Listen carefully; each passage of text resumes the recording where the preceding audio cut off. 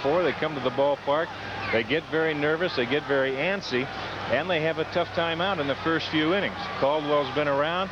It's just going to be a matter of whether he puts all of his stuff together. He's been having problems getting the ball up a little bit. And when he has gotten it up, he has been ripped. 7 home runs in his last 4 starts. And on the first pitch of the ball game, Willie Randolph shoots it into left field for a solid single. I think the thing that it might mean here is it might change the thinking of Bob Rogers a little bit and realize that this is almost a must-win here this afternoon. And he just might not go as far with a starter or any pitcher than what he normally would. He might go to staff real early. That is if Caldwell gets in trouble. Jerry Mumphrey now going to the other side of the plate against the left-hander Caldwell at 3:07 on the regular season. Randolph, generally considered the catalyst of this New York ball club, on first base to lead the game for them, and the attempted bunt is fouled away. The Sun field here this afternoon will be left field. Anybody on the left side of the infield, third base, shortstop, and the left field is going to have a little trouble with the really brilliantly bright sun.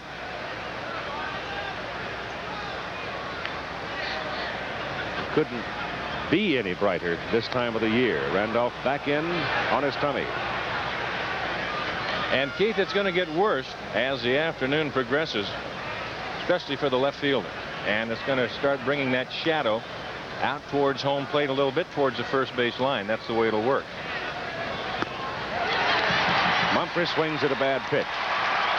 He's got a 2-strike count on him now. You can see exactly what Jerry Mumphrey was thinking about right there. He's got a big hole to shoot through on that right side. Gantner, the second baseman, is cheating a little bit to the bag with a double play situation in order. There's that hole on the right side. That's exactly where he was trying to take a shot. Cooper holding the runner. He needed a hoe handle to hit that one. That's upstairs, out of play. The key to Caldwell is going to be the location of the pitch, and I mean elevation.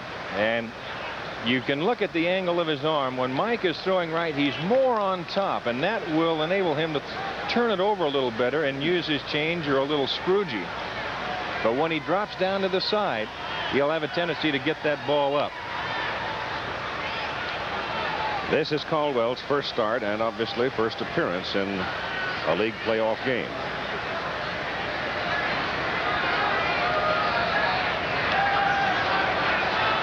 Two-strike pitch to Mumphrey. Fouled away again. And he's still trying to go to right field, as Don pointed out. You said this is a must-win game. Of course it is. It's not a league championship series. Must be likened to it because it's a best-of-5 series. There have been 24 such series. And the team winning the second game in 21 of those series wound up winning the series. Got him. Good pitch.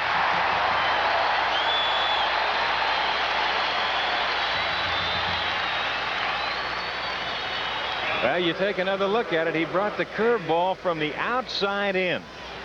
And he just nipped that outside corner. A very close call. Yes, indeed, a very close call. I was interested in what Lemon told you. One of the 2 reasons for not using John today, that the infield's like concrete. Tommy with the sinker. Well, that's exactly what it is. It is like a rock out there, and they really shoot through it. And I think we saw that last night. We were all commented on how fast some of those balls got through the infield. I was talking to Greg Nettles down prior to just talking to Bob Lemon. He said it's unbelievably fast. Dave Winfield is up, and Reggie Jackson to the on-deck circle now with Randolph on first base. 1 out in the top of the first inning, and Buck Rogers is really working on the chaw.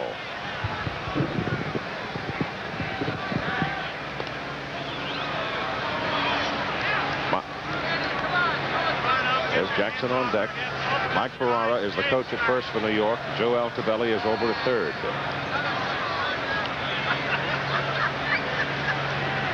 Winfield ready. Caldwell comes to him. Strike call. The wind was earlier today blowing directly in toward home plate. It has shifted a little bit toward right now. Not much wind. Obviously, Caldwell has never posed a problem for Winfield. You saw that stat.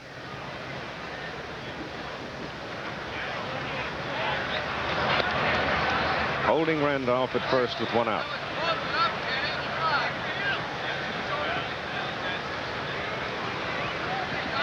Now that can also put a thing in the back of your mind if you're going to pitch in this series, especially a starter, of all the running the Yankees started off with last night.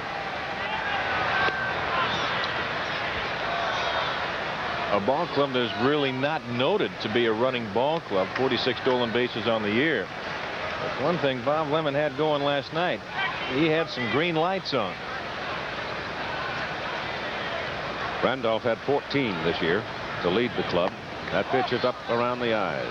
Mumphrey had 13, and this man at the plate, Winfield, had 11. Dave tagged one to deep center last night, caught on the warning track by Thomas. He's saying today at the batting cage he thought he had it out of there. He hits the same ball today, Howard. It will be I think it will be. The ball carries much better here. High and away. Well, there's a case where he's just trying to turn that over a little bit and slipped out to the side. But I think if you take any pitcher that will turn over a little fastball and use it as a scroogey or an off-speed pitch as a change, let's say, you've got to stay on top because you would like the ball to try and work down a little bit for you. You don't want it working on the same plane as the bat. Toward the hole, into left field. Base hit. Same neighborhood that Randolph spanked his. So you've got two aboard now with one out, and Jackson coming to the plate.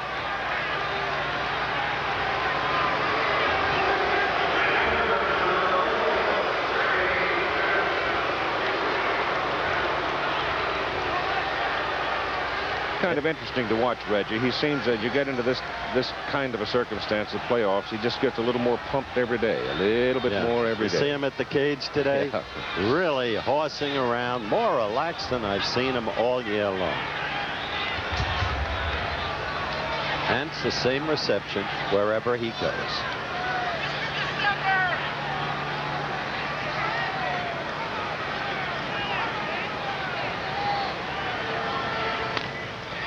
Could be two. Gantner to Yount. Yount back to first. Got it.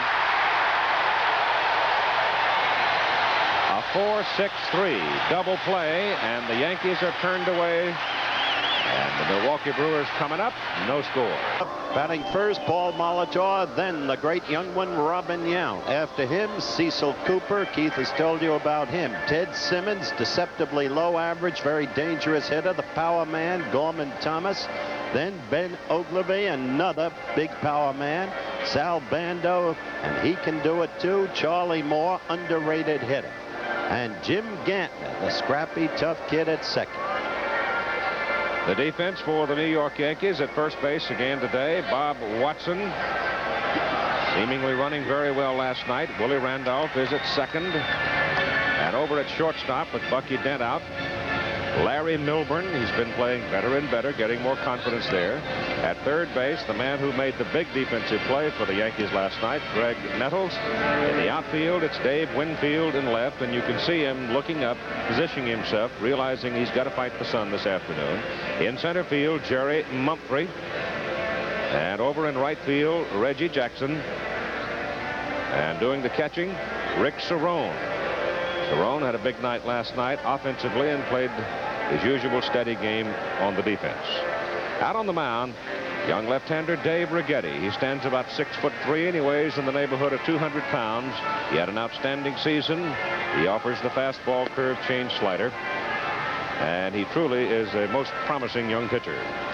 Well, there's no question about that. He just missed the ERA title by an inning and 2/3. And there you look at the strikeouts. Righetti right on top of Guidry. Then you go down to the other strikeout artists, Denny Barker and Dennis Martinez of Baltimore. But he has all the pitches, and he'll show them early. Cerrone is his keeper back there behind the plate. He calls all the pitches, and Dave usually goes right along with him, making his 16th start of the year.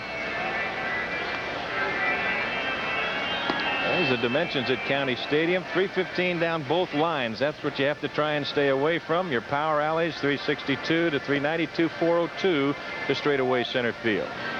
Very disappointing crowd today. Lots and lots of empty seats. Number of reasons. Today, of course, the Jewish Day of Atonement, but the disaffection with baseball because of the events of the year more and more obvious. And it's got to be troubling the baseball managements deeply. They must be regretting, A, the strike, be the split season where teams like Cincinnati and St. Louis weren't even in the playoffs. How long there will be a hangover effect in future years remains to be seen. Paul Molitor, Robin Yount, and Cecil Cooper now against Righetti. Molitor jumps on the first pitch, and if it's a fastball, he will almost inevitably do it. Yesterday's hero, which is the way it is in sports. Oscar Gamble, who had come to the ballpark 0 for 27 and just jumped all over things last night, including a 2-run home run. Righetti starts out at better than 90 miles an hour with his fastball. You've got a count of 1 ball and 2 strikes on Molitor now. This young man's got to start getting on base, Keith. He took the caller last night 0 for 4. He kind of makes things happen on this ball field, him and Yount.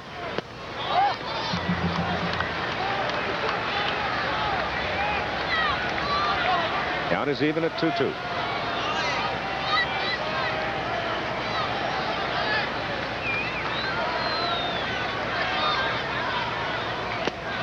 Got him. He is relying so far on the fastball. I asked Cerrone what was wrong with Guidry last night as you look at it again. And he said, Howard, all he wanted to do was throw the slider. He keeps viewing Milwaukee as a fastball hitting club. And during the season, when he was at his best, he was using the slider as a strikeout pitch, not his regular pitch. Well, Righetti has found the outside corner, hasn't he? He just burned it, burned it, burned it. He struck out Molitor. He's got a strike on Yount. That's a foul ball. Not a bad theory of pitching, Keith. Just stay away from people's power. Of course, you're going to come inside to keep them honest. Maybe 1 pitch, maybe 2 pitches. But you can stay away with their power and keep the ball down. You've got a good chance of winning.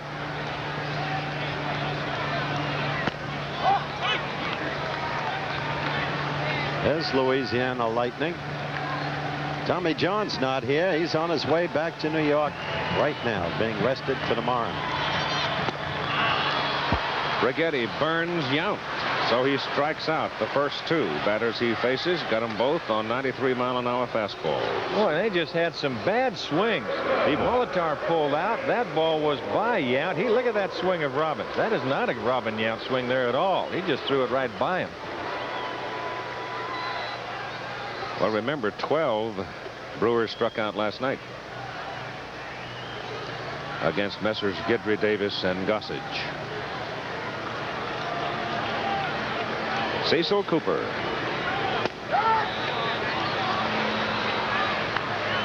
I tell you, the way this kid's throwing the ball and the way it's popping into Cerrone's glove, he's going to need a new sponge by the 4th inning.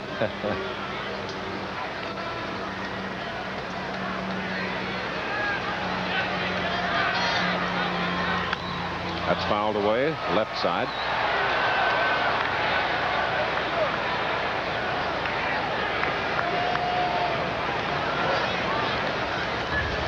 Got to be a big plus in the case of Righetti to be able to pitch here in County Stadium rather than having to go back to New York, it seemed to me. Foul. Well, he had that pitch right there where Cerrone wanted it. You could see that he wanted it outside. He got it outside, and just a little defensive swing by Cecil Cooper. Well, I think that's one of the big reasons, Keith, that Lem made this switch the way he did. They won last night. Now you've got a nice big ballpark to pitch in. Back to the pitcher. And Righetti makes it look easy in the bottom of the 1st inning as he strikes out Molitor Yount, gets Cooper on a comebacker. We've played 1 inning, and we have no score at County Stadium in Milwaukee. Temperature right now, but it feels warmer than that if you can stay out in the sun. The wind is quite mild, and the humidity is most moderate. Lou Piniella, Greg Nettles, and Bob Watson for New York in the top of the 2nd inning. No score. Game number 2 of the American League Eastern Division playoffs. Yankees won last night 5-3. Mike Caldwell, the starting pitcher for Milwaukee. Pete Vukovich was scheduled. He has a virus and a high fever. He is a tentative starter for tomorrow's game in New York. The ball is hit high in the air to center field. Gorman Thomas moving easily under it, but quite deep, makes the catch. So that's one down. Keith, that's what I was talking about a while ago. The ball carries so much better here in the daytime than at night. And Lou didn't get all of that ball at all. Look at that graphic right there. Caldwell, 18 home runs, followed by Jeff Zahn of California. Oakland surprising with 17 with Norris. Tanana with 17. A lot of those at Fenway. And Dennis Leonard. Don, I'd like you, if you will, to analyze Caldwell's motion as soon as we get the opportunity, because you're the ex-pitcher. He does not appear to be throwing easily to me. He's not throwing as easily as I've seen him throw before. High towering fly ball into short center field by Greg Nettles. And 2 down. This telecast presented by authority of Major League Baseball, intended solely for the private non-commercial use of our audience. Any publication, reproduction, retransmission, or other use of the pictures, descriptions, and accounts of this game without the express written consent of Major League Baseball is prohibited. I think that last pitch that he threw to Greg Nettles looked about as easy a pitch that he's thrown since he's been out there. But I'll tell you one thing about Mike Caldwell. When he goes out there, he will battle you. Well, he has not battled Bob Watson very successfully during Bob's career. He has chewed him up alive. Well, it doesn't mean you're always successful. You can battle and still come out second best. Then the battle wasn't worth it.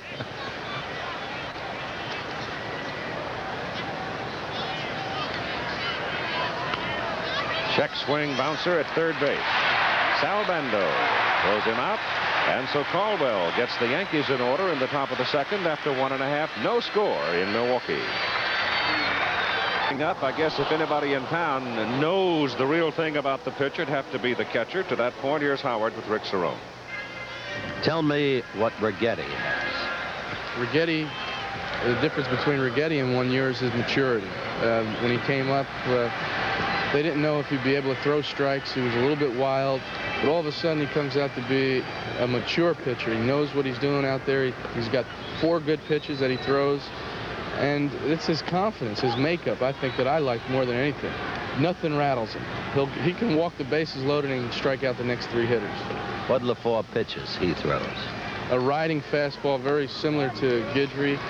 He's got a good slider, a curveball that he uses once in a while, and a changeup also to make his fastball that much more effective. Righetti pitching now to Ted Simmons in the Milwaukee half of the second, and I should add to that it helps to have a fastball that travels at 93 miles an hour.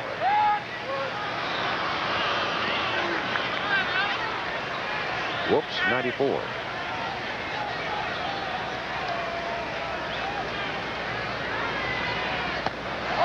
Let up on that one, just high on him. The count goes to 3 balls and 1 strike now on Simmons, with Gorman Thomas on deck and Ben Ogilvy to follow.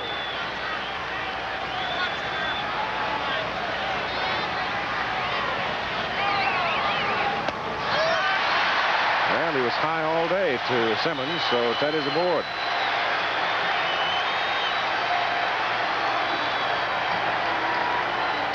Here's a man who was quiet at bat last night, and a bat the Milwaukee Brewers truly need.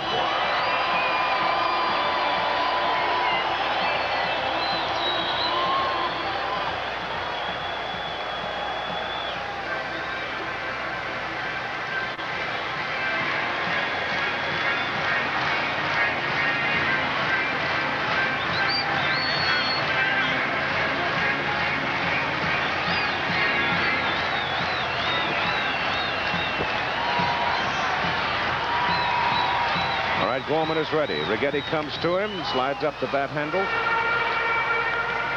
Out at the plate for strike 1. Now there's a case right there. He's trying to beat out a bunt. He had Nettles playing back at third. He's just going to try and drop one down. And Keith, going back to the question you asked me right at the start of the game about what does it do to a pitcher.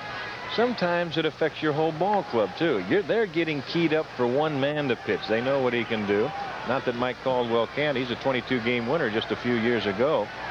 But then they realize, whoop, we lost our ace here this afternoon. And he's out, Vukovich. So we might have to bow our necks just a little bit harder. Try and pick this game up, and then we got Vuk coming back in New York. 1 ball and 1 strike as the pitch is high.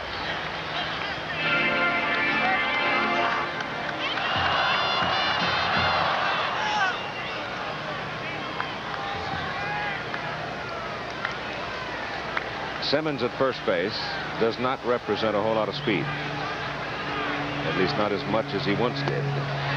Thomas swings through the fastball, and he's behind at 1-2. Stormin' Gorman.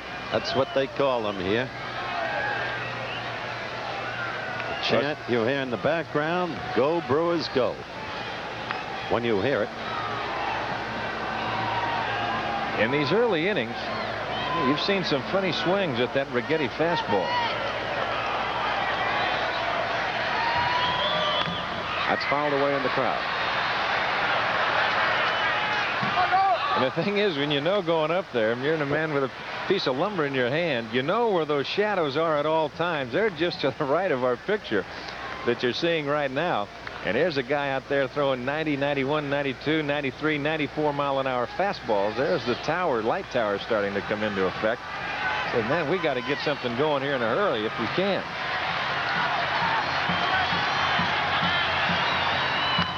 That's fouled away. Thomas is late on him. Count is 1-2. Tomorrow, the Yankees and Milwaukee will be in New York. Kansas City and Oakland will be in Oakland. Check your local listing for the game in your area. The games start at 8 Eastern, 7 Central, and 5 Pacific time. It will be regional telecast. He strikes out Gorman Thomas. That is his third strikeout. And another bad swing. This is not a good swing at all by Gorman Thomas. That ball was by him. Ben Oglivie, quiet last night. Pitcher has something to do with it now. Oh, there's no question about that. Of course, it's a bright, sunshiny day, and we've got a camera, I know, with Chet Forty, our director, behind home plate. And the way that sun is sitting on those empty seats in that supposedly hitting background in center field. Strike one to Oglivie, swing and a miss. And Righetti coming right over the top the way that he is. Sometimes you wonder if that sun, when it starts to move a little bit, if that will darken up a little bit. It's quite bright right now. 1-1. You can just see how high Righetti's arm comes up over that, if it even does. I'm sure that it does come over those bleachers.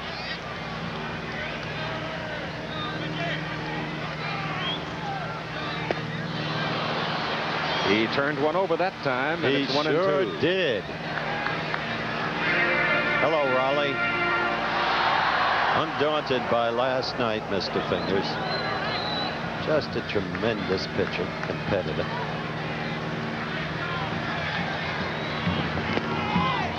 It's off the plate outside. 2-2.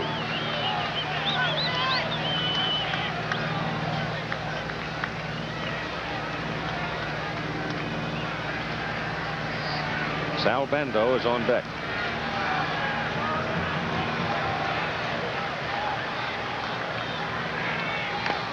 Foul. You think it isn't a little different if you're a hitter?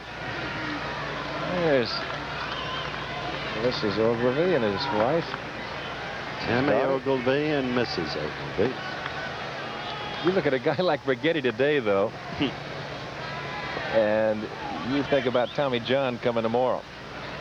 Think of Oglivie, what he's faced. What a diet of southpaws.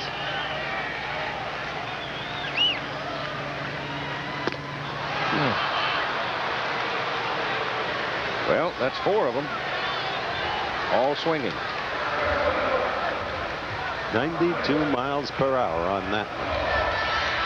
He's always up there in the 90s, Righetti. Interesting the way this Yankee staff has been built. It is, of course, the greatest strength the Yankees have, the starters and the great relievers and the middlemen, as Don pointed out last night. But Righetti came from Texas. Ron Davis was given up on by the Chicago Cubs.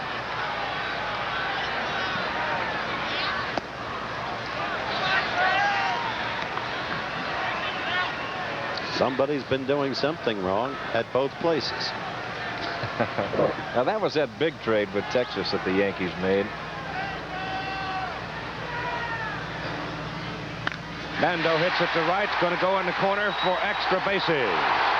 Simmons around second, headed for third. Bando is at second, stand-up double.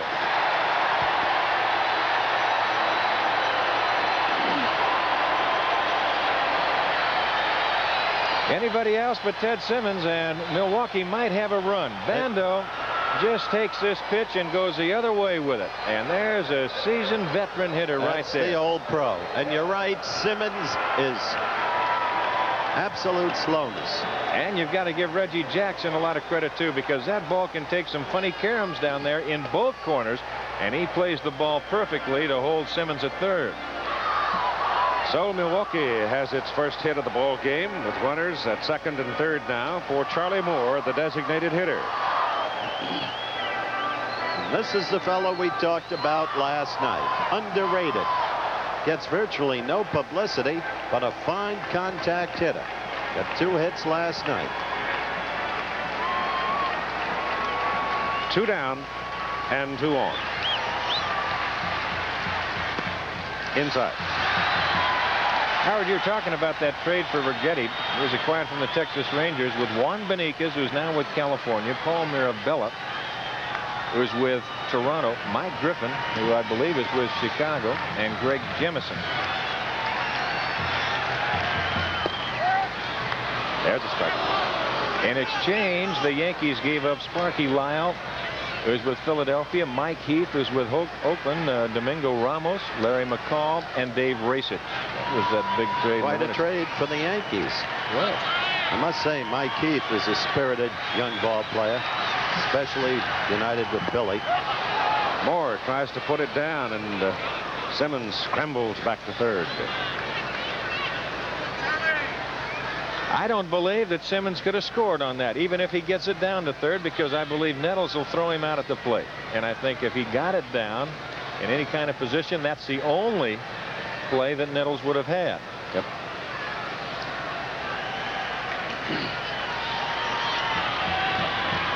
One, 2 now to Charlie Moore.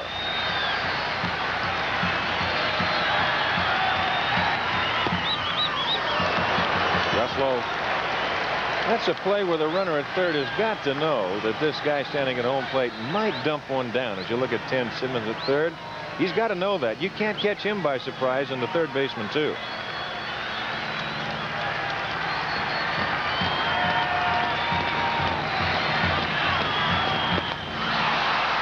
Struck him out. Just blew him away. That's 5. All swinging. So Milwaukee's turned away, stranding 2 in the bottom of the second, no score. But by the personnel in baseball, Larry Milburn, one of those who moved from Seattle to New York. Howard talked to him about the move. What about this Yankee team? Were you in awe of it, of all the great names when you joined it? Well, when I got traded, Howard, I knew that I was coming to a ball club that had great tradition, some great ball players. And to be in the same clubhouse as the Yogi Berras, the Mickey Mantles, the Thurman Munsons, it was a great honor. And to, like I said, to be able to come out here and to play in a championship series or a playoff series, it's like a dream come true. The young man has done very well, exercising opportunity.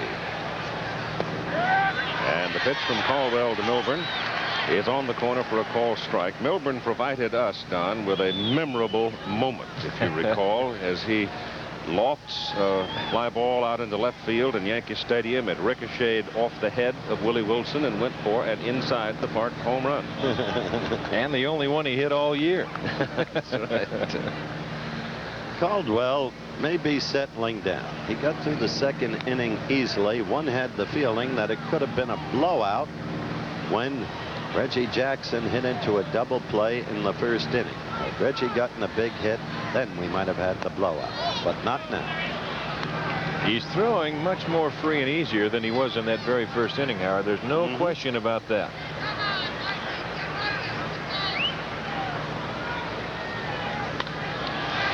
To left field for Ogilvy. 1 out.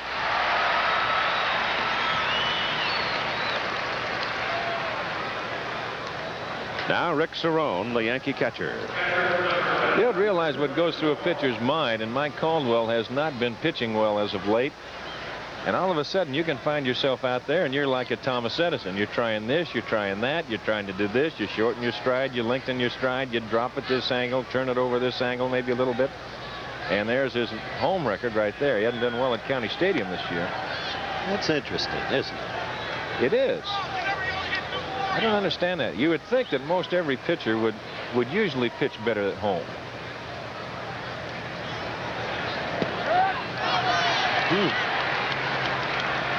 Took a little off of it to make it 1-1. I think Greg's worried. Nettles giving himself a manicure. That's fouled away. That's nervousness, because I do the same thing. Whittle, whittle, whittle. Not nervousness, perhaps, as much as just something to do. I thought you used to whittle. Did. My thumbs have rebelled. Dandy curveball there. He's doing a good job now, Mr. Caldwell. And maybe giving rise to some Yankee thinking about Caldwell being a nemesis for them through the years. Ooh, that thing took a dive, did it? Right Good into breaking the dirt. pitch.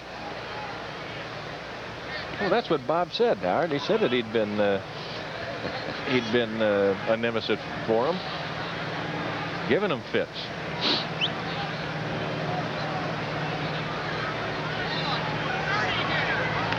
That's fouled off. Willie Randolph now with 2 down and nobody aboard. Yankees. Randolph got aboard with a single. Back at the top of the first to lead the game. Mumphrey struck out looking. Winfield singled, but then Reggie hit into a double play. And the Yankees' opportunity to jump out in front was turned aside by the DP. Really standing off, isn't he? Yeah, he's a long way away from that outside corner.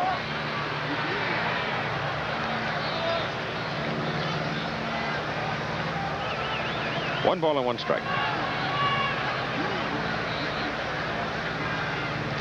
This is Gretchen Randolph.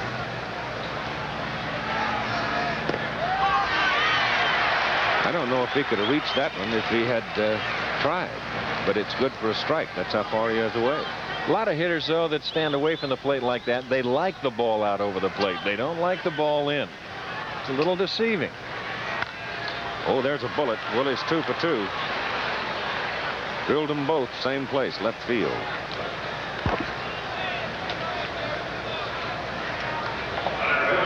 So with Randolph at first and 2 out, here's Mumphrey. If you take another look at it. Take a look at how hard that infield is. Bando, a step and a jump, and it's by him. And it gets out to Ogilvie in a hurry, too.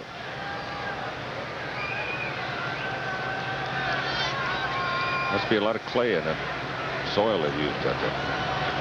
Rock. That's the way Greg Nettles described it. Ball 1 to Mumphrey. On balance, though, this field in beautiful shape. After Sparky Anderson lost the pennant here, he did something typical of him. He went up to Harry Gill, the groundskeeper, and congratulated him, saying he had never had a team play on a better field. Well, every home ballpark is tailored after the home team. You can see with the hitting on this ball club right here that you might have it a little hard.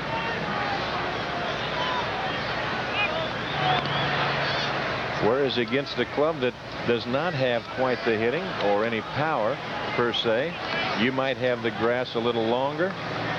Where they have good pitching, say speed and defense, and that's the way you'll tailor your ballpark there. Higher grass, slower dirt. 2 balls and no strikes to Mumphrey.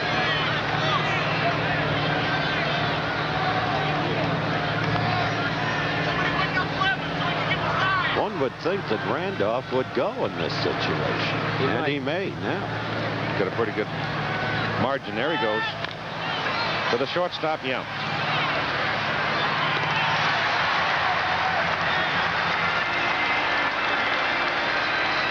So the Yankees in the top of the 3rd strand another man. Their second.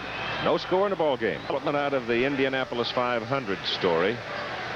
We'll get to that in a moment. Right now, Greg, well, let me tell you about it right now. Could take a year. I'll highlight it. Fundamentally, Bobby Unser is again the winner of the Indianapolis 500.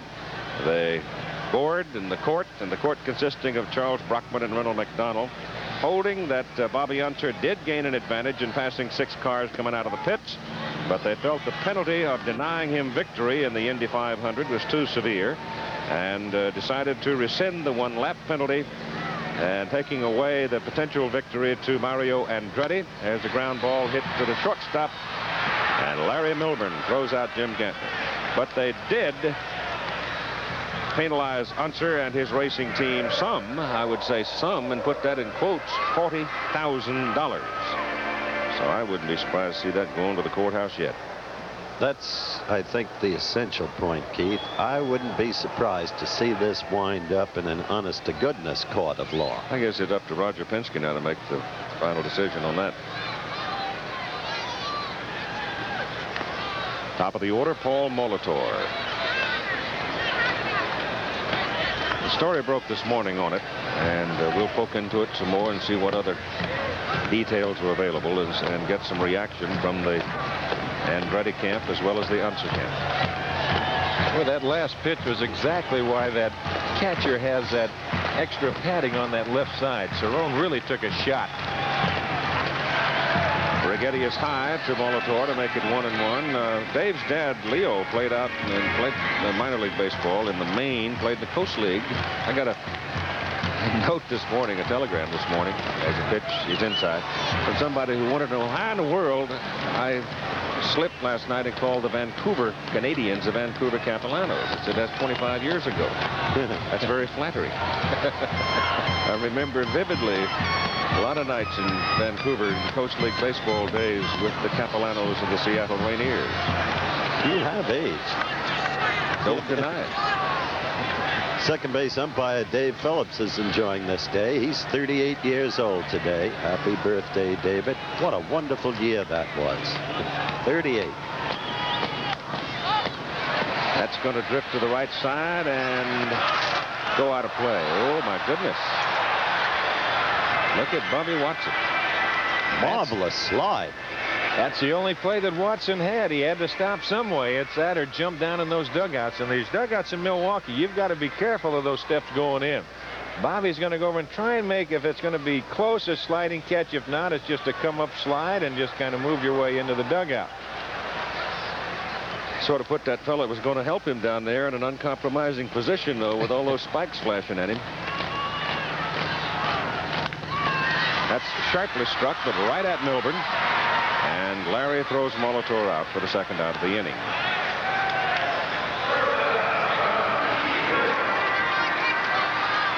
Now here's Robin Yount.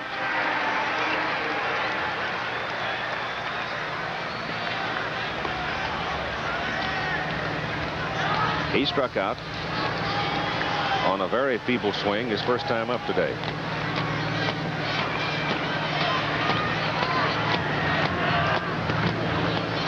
Turned it over, and the old deuce. Strike one. Boy, there's a dandy curveball right, Beautiful. right there. That really tied him up.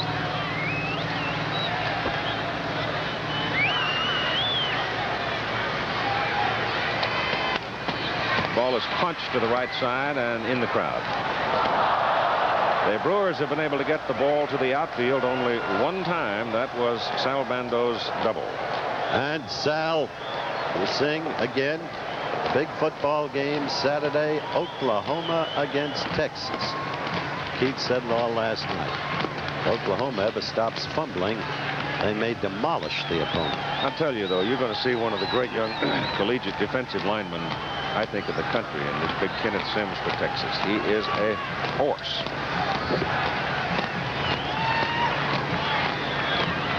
One and two. Fouled away. He's trying to do what Bando did. Just go with the pitch. Well, when you got a guy out there throwing that hard, it's awful hard to say I'm going to pull. And there's Bando down in the dugout. He doubled down in the right field corner. It's awful hard to guess pitch and location. That's 6. And the first one called. So the Brewers go in order in the bottom of the third. And we have no score between the Yankees and Milwaukee. But a partial shadow spells torment for hitters. That's so true, because you're looking at a ball coming out of the sun through the shadows of the light standards, and there's still shadow around. There's light around home plate. Now, pretty soon, that'll start moving out. And it's still going to be tough for quite a while. Second time around now for Caldwell with Winfield, Jackson, and Piniella. No score. Yankees heading in the top of the 4th inning. Ball 1.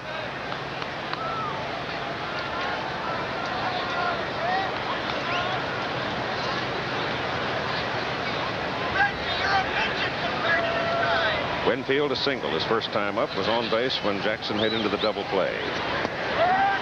Hitched on that one and took it, and it cost him. A lot of close calls for both pitches. Well, you've got both pitchers, Howard, that have been really hitting some good spots so far. Righetti, especially with that fastball. He's been moving it well. He's throwing some good curveballs. Caldwell now starting to fall into a little pattern. Yes, he's going to be interesting. You see him move that ball around. Outside the last time, inside then. Both perfectly spotted. Now he's looking like the guy who loves to pitch against the Yankees.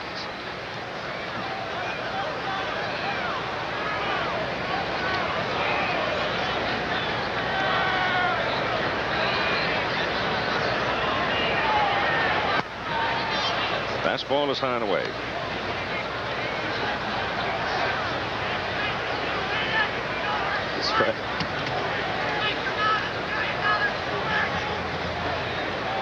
Bando, you see that he's not going to get a lot of line away as far as Winfield is concerned.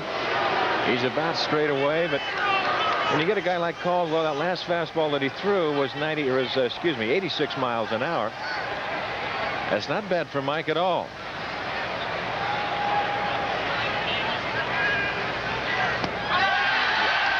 Winfield's gone. I mean, he fooled him.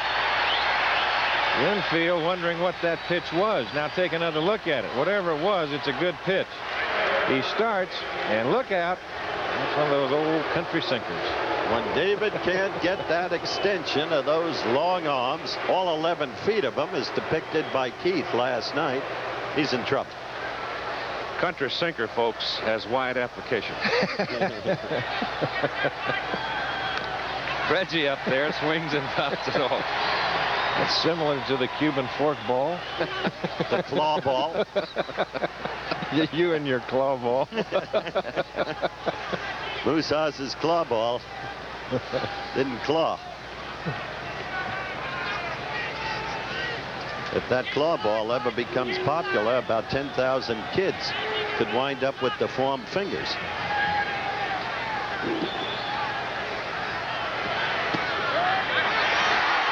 On the corner.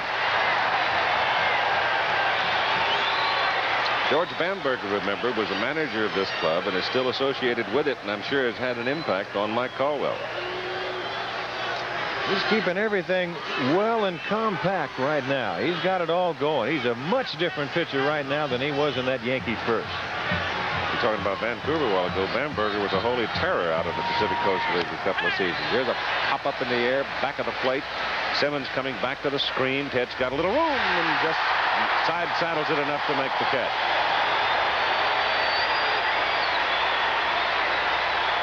Of course, Bamberger used to throw something we call the Staten Island sinker. Here's a good play by Teddy. He almost overran the ball, and he had to use a little Kentucky windage right there. That's about where Cerrone was last night, doing that little slide and a back bend going over there. I asked him this morning if his legs were an inch longer after that play last night. Ooh. You know, you worry about that extension of the knees on Yes, something sir. like that, Keith. Pop a cartilage so easy.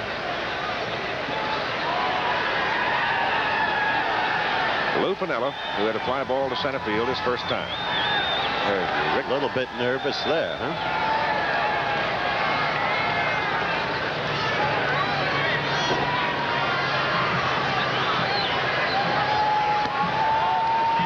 Pitch is just off the plate.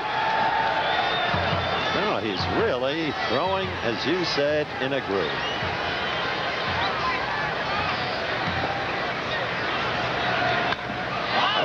to left.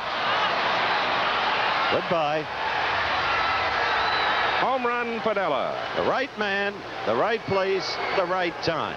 That's how Keith characterized the Yankees as we open the telecast. And this reporter suggested that today it might be Piniella. For this moment, at least, it is. Well, he tried to turn it over a little bit. There's all the 5 home runs on the road and all off left-hand pitchers. As a matter of fact, the last time that the Yankees faced Caldwell, it was Piniella and Watson who hit home runs. You see, he did not get the arm down when he tried to turn that over. It just flattened out on him, like I was talking a while ago. Piniella was out in front of the ball, but able to keep the bat back and then pop it at the last moment. He hit that through the wind. Yes, he did. Right into it. Greg Nettles. Strike one on a foul. Oh, it's great to have a man like Piniella on a team's bench. He's been some player, hasn't he, through his career? Really is such a solid hitter. Don't think he can't hit righties either. He can. 2 strikes on Nettles.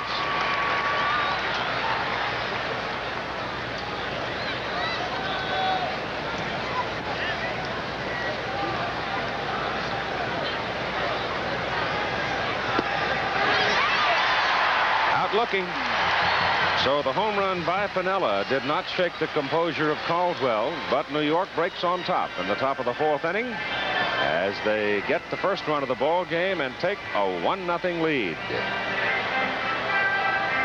for Milwaukee. As we go to the bottom of the 4th, it'll be Cooper, Simmons, and Thomas. Cooper, as we noted, leads it off for Milwaukee now as the Yankees lead in the ball game by a score of 1-0. We're in the bottom of the 4th inning. Note, we mentioned last night that Bobby Cox was going to be out in Atlanta. It was formalized this morning by the Atlanta Braves owner, Ted Turner. No comment about who might replace Cox as the field manager of the Braves.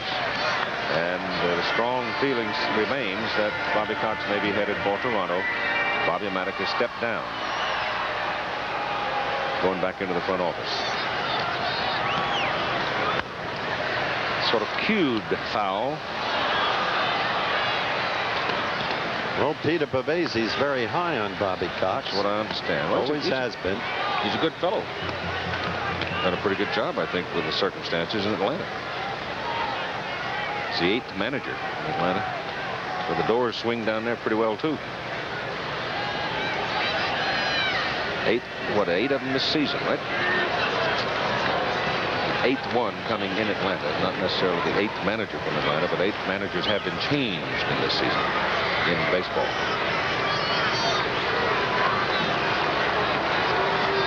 A 1-1 count to Coop. Fouled off.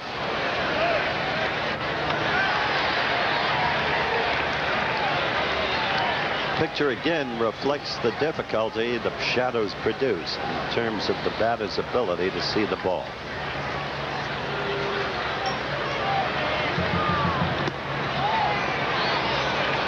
And what makes it even tough there, that last pitch 92 miles an hour, but you're going from light to a shadow to light to a shadow to light to a shadow around home plate.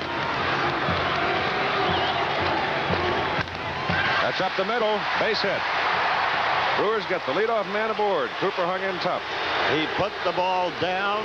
Cooper, a pronounced low ball hitter, looking for it. See that? He is. He just got a little too much of the plate. He kept it down, as you say, Howard. He kept it down well. It was right about knee high, but right over the middle of the plate. And Cooper's a type of hitter. I mentioned it last night. He's going to use the whole ballpark, and he will hit according to the count. He gets ahead of the hitter, or I should say ahead of the pitcher, and he'll go for the long ball. He'll try and pull it. Ted Simmons going from the right side against the left-hander, dumps it foul down the right field line.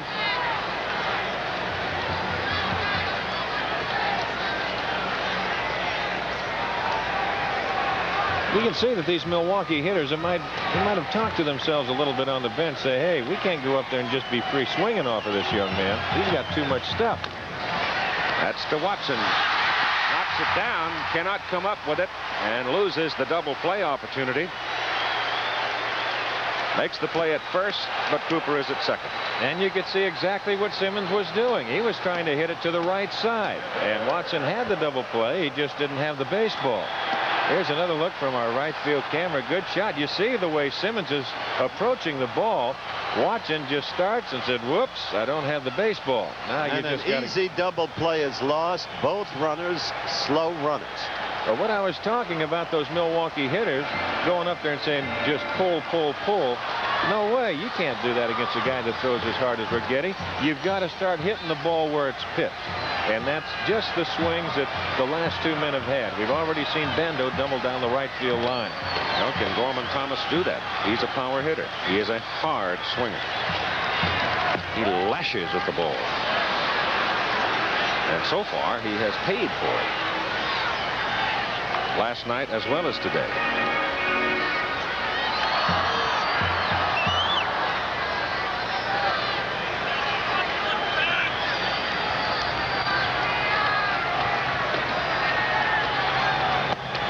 That's a little high.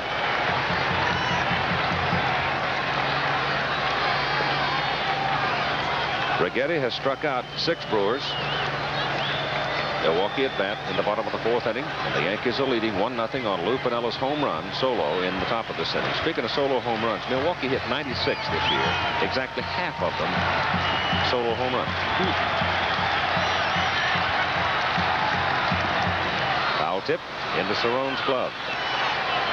That makes your count 1 and 2.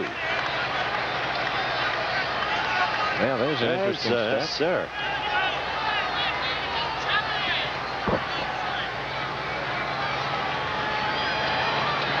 This Brewer team has always been difficult for the Yankees. Should they go on to win this series, the public will get an opportunity to learn more and more about what an exceptional group of players they are.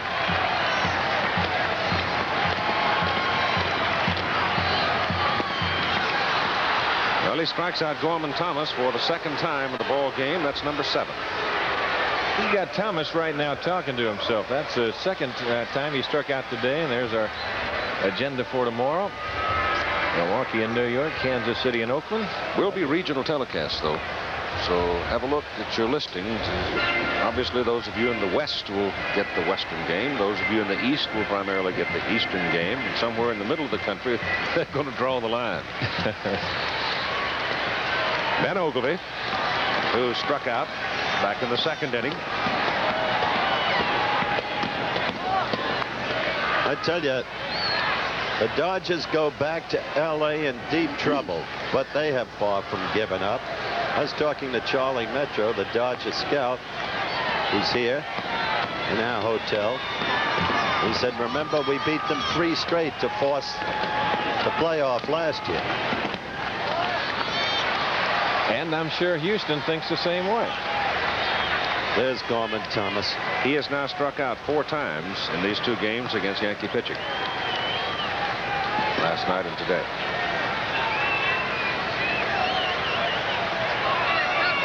Two balls and no strikes to Oglivie. And swings through it.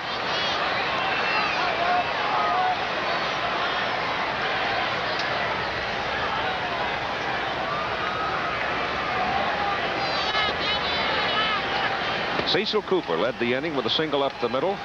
Moved up to second on the play on Simmons at first base. You've got 2 down. The pitch is high. This is the wrong time for Righetti to have a control problem. If he puts Oglivie on, he's got Bando to cope with. Bando is an operator with the stick. And you'd have to guess right now that he's thrown about, I would guess, 96, 97% fastballs. So what do you look for? Fastball. Ben just missed it. There is the old pro. Astonishing what this man can do for a team. They talk about intangibles in sport. Reflective of that, this man's mere presence gives his whole team a confidence, a settlement that they might not otherwise have. You can see it, feel it in the dugout when you're down there.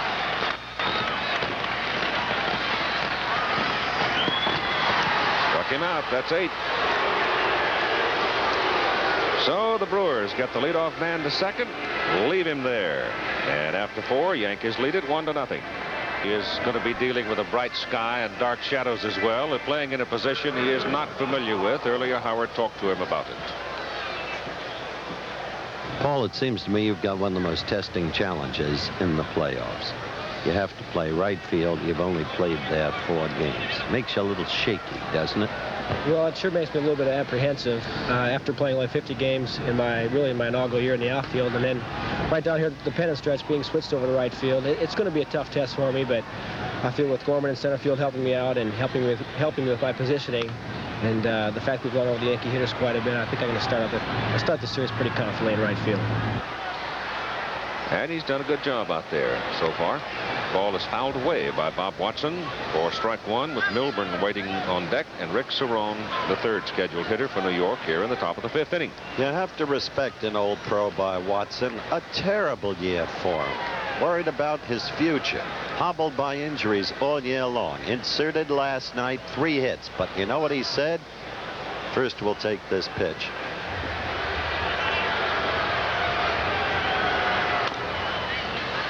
To Yount, the shortstop. 1 out. Keith, before the game, he said, much as those 3 hits mattered to me, what mattered to me even more was my ability against a right-hand pitcher the last time up, and we showed it very well, replayed it, to guide that ball to second base and get the runner over to third. Watson does not have the no-trade clause in his contract, apparently, and the situation came up with the possibility of a trade, and I think the Cubs were mentioned. It's a ground ball hit to Robin Yount by Larry Milburn, and you got 2 down. And he put perspective on that possibility rather definitively. He said, I'll retire.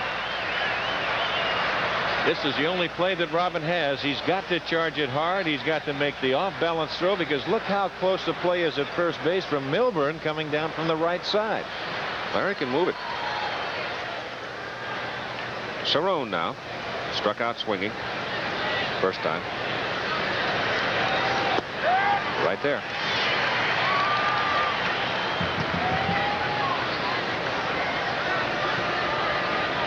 The Yankees have 4 hits, one of them a home run by Lou Piniella. That's all the scoring, and that ball will drift upstairs out of play. They have booted more balls upstairs today. 4 or 5 gone in there, and nobody's caught one yet. It's in the shade up there. Their hands are getting cold. I don't know about their hands. I know about mine. There's a 30-degree difference, I think, between the sun and the shade. But it is a gorgeous autumn day. It really is. Inside and tight. 2 balls and a strike.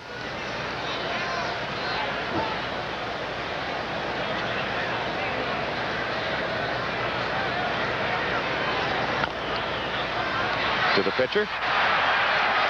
And so Mike Caldwell gets the Yankees in order in the top of the 5th inning, pitching a fine ball game. So after 4 1/2, 1-0 New York.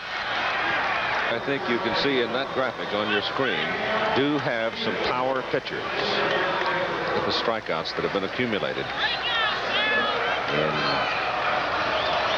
the 13 innings that we have played in this Eastern Division playoffs. Sal Bando, Charlie Moore, and Jim Kempner, bottom 3rd of the order now for Milwaukee, home half of the 5th inning. The rest of this best-of-5 series will be played in New York. Yankees won the opener 5-3. And the pitch is inside.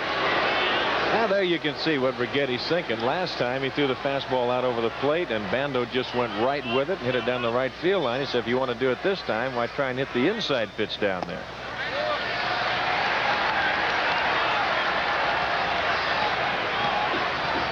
Two balls and no strikes.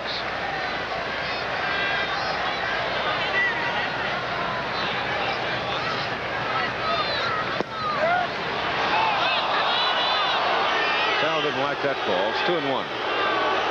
I don't blame him. Well, it can be a little tough to see for everybody. Maybe Jim Palmer's right. Maybe it's becoming a low ball league. Buck Rogers is wondering. You know, I was very serious about that, too. As hard as you have Righetti throwing and you have those shadows, don't forget the man in blue behind home plate. He's not automatic. No, he's not. And they can have just as tough a time as a catcher and a hitter finding that ball. Bando. Foul ball. Oh, it's a fair ball. Fair ball. And Bando digging around and going for 2. Let's have another look at that. I think it hit, they say it hit about a few inches off the line, but here we'll take another peek at it from our camera. Bob Lemon and Greg Nettles going out. Nettles coming over, and they say where it went over the bag, and I don't know. I don't know whether that ball... I don't believe that call. It's not a second guess. There's no partisanship in this booth. I just don't believe it. Well, there's where it was called all the way by Al Clark, the third base umpire. And what they're talking about is where it went over the bag. Wait a minute. Watch this. There it is again. That might have got just a piece of the line. He called it instantly. Very quickly he called it. There was no doubt in his mind. It's Al Clark. Now they'll have a little chat right here because you've got Charlie Moore standing in. You've got Gantner, a left-hand hitter, hitting behind him. And the Yankees on top 1-0 with Pinella's home run. And I think Watson and Nettles just talking to Righetti. If there is a possible sacrifice situation, what do you want to do? Righetti's got the advantage because a left-hand pitcher coming off the mound, if he can get to the ball at all, if it is a sacrifice situation, he's got the play right in front of him, and he's being left-handed. He can make the play much easier to third. I don't know if they're going to sacrifice. It screams for it, seems to me. Not yet. They give him one shot to right field. Now we'll see if Bob Rogers takes it off. That's what Charlie Moore is trying to do right here. He's trying to move it to the right side.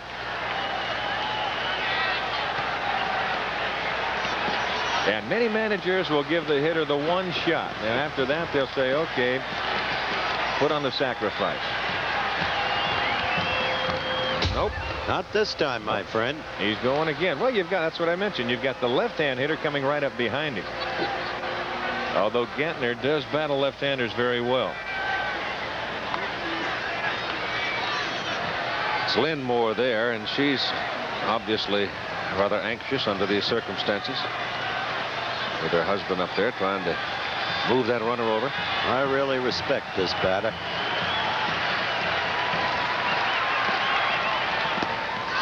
Just outside.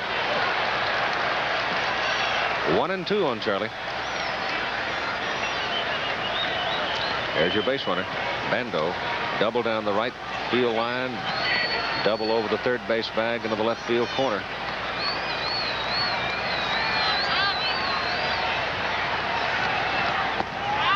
Struck him out.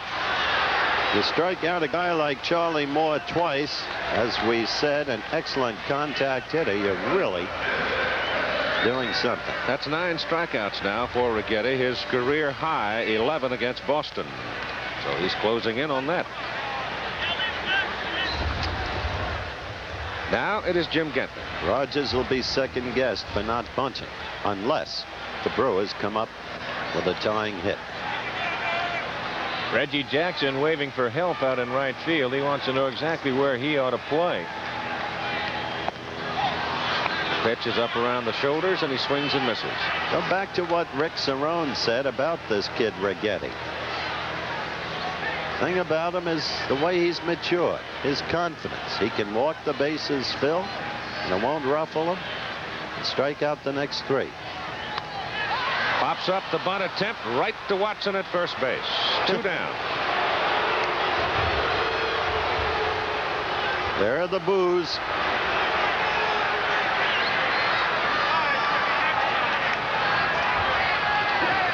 Now Molitor. This, of course, is the first ball fastball hitter.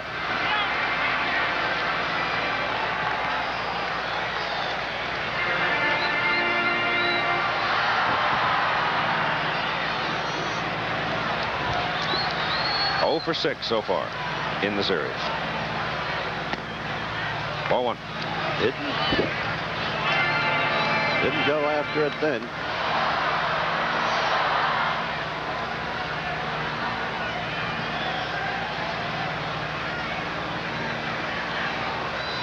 Two out after having Bando at second. They didn't move him over.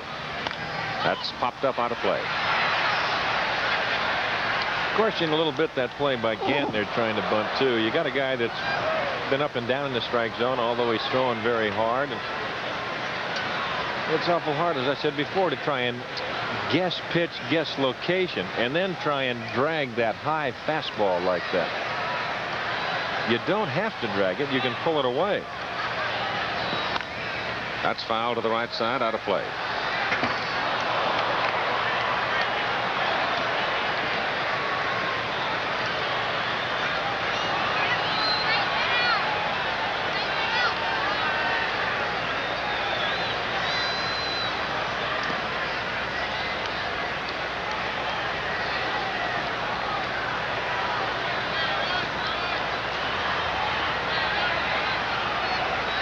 Milwaukee hitting in the bottom of the fifth. New York leading 1-0. Outside. 2-2.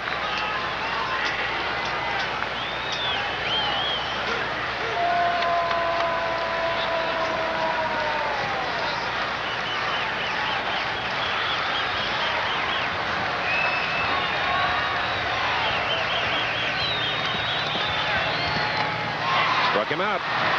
That's 10. So the Brewers leave a man at second base. Yankees lead 1-0. Back with more after this word from our local station. There's the New York dugout. They lead in the ball game 1-0. And we'll come up with Willie Randolph, Jerry Mumphrey, and Dave Winfield in the top of the sixth inning as Jim Slayton now is up in the Milwaukee pen starting to warm up. That's Jamie Easterly. Jamie Easterly. Slayton worked effectively last night. Easterly did not. Randolph hits it to the shortstop, Robin Yount. Rob's throw. Plenty of time. One out. What a job Caldwell has done. If the Brewers can come on to win this game, they've got their pitching ace, hopefully better, able to work tomorrow at Yankee Stadium. Vukovich. I can't tell about a virus, so he had a high fever, they said. Never know.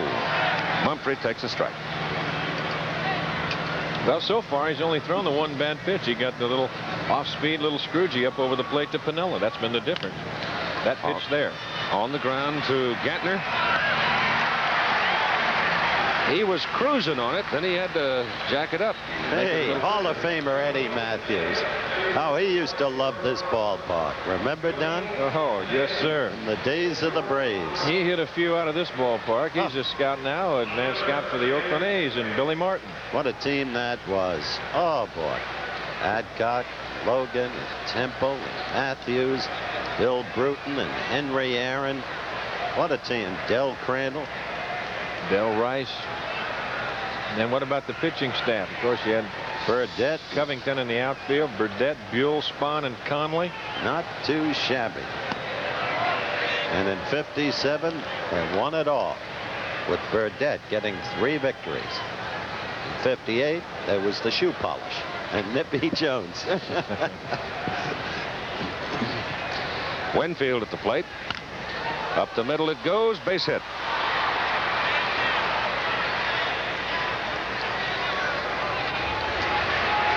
Base hits now for New York. With 2 down, Jackson comes up. Winfield on first. I wonder if anybody's ever worn polished shoes ever since. Every now and then you see somebody start to think about asking that. And they realize you don't even do that anymore. They're all different colored shoes now. They have some kind of polish they put on them to keep them shined up. And they even have some of the players that have looked like the patent leather shoes. Angels wear red shoes. They red? Well, the Brewers have blue. The Yankees have their traditional black shoes. Shot to the right, foul.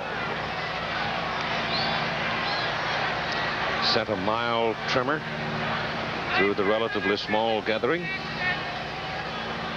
I don't know. It might get up close to 30,000, don't you think? 25 to 30? I'd say 25.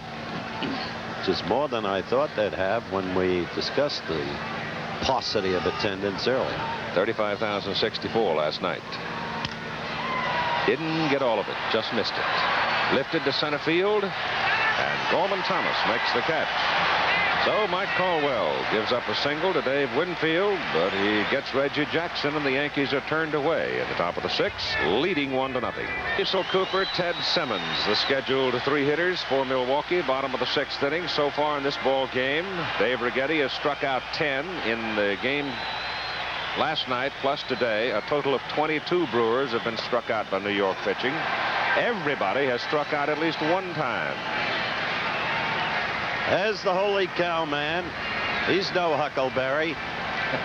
The Scooter, Phil Rizzuto, one of the greatest shortstops who has yet played the game. Yankee broadcaster, of course. Swinging foul at the plate, 1-1 the count. The out has struck out twice today, swinging in the 1st inning and looking in the 3rd. Whoa. High, and he's swinging at it. There's a case of just sheer anxiety right there, and really not being able to see the pitch that well.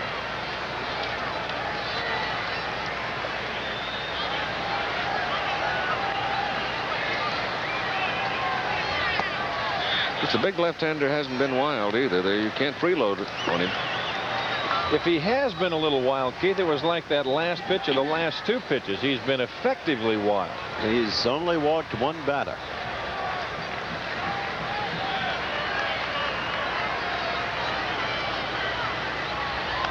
Out of the way. There is one of the great people, Harvey Keene. Remember when he came up under the big bear, the late Fred Hutchinson, together with another kid named Al Kaline? He lives for this game. He's had a leg amputated. He is still a great batting coach. Sharply to Milburn. And he throws Yount out with Cooper now coming to the plate.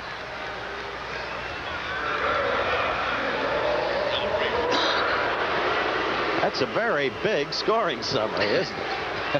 If you admire brevity, you like this game.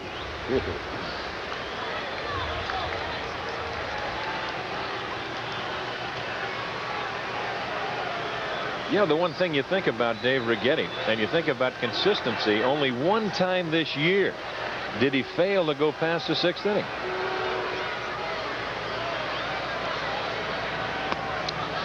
Cecil Cooper bounced back to the pitcher first time and then singled up the middle for one of the 3 Milwaukee hits. When you bat from a crouch like that, Don, you gotta love the low pitch.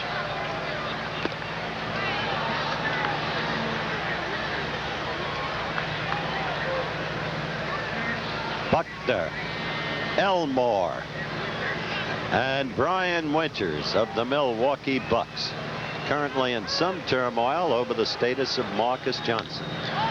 High fly ball lifted down the left field line. Winfield coming across the line up against the wall, can't make the play. It was right against the wall. Now there's a case too where Dave was really fighting that sun. The left fielders are going to be fighting that, I think, the rest of the afternoon. He started, he looked up again, he went to try and pick it up, and then finally coming over, realizing I better slow down because it's going to take a while to get this big body of mine to stop. That was the most important thing on his mind. That's right. Astonishing amount of territory he covers with each stride. Looks like Ichabod Crane out there. 1 ball and 2 strikes to Cecil Cooper.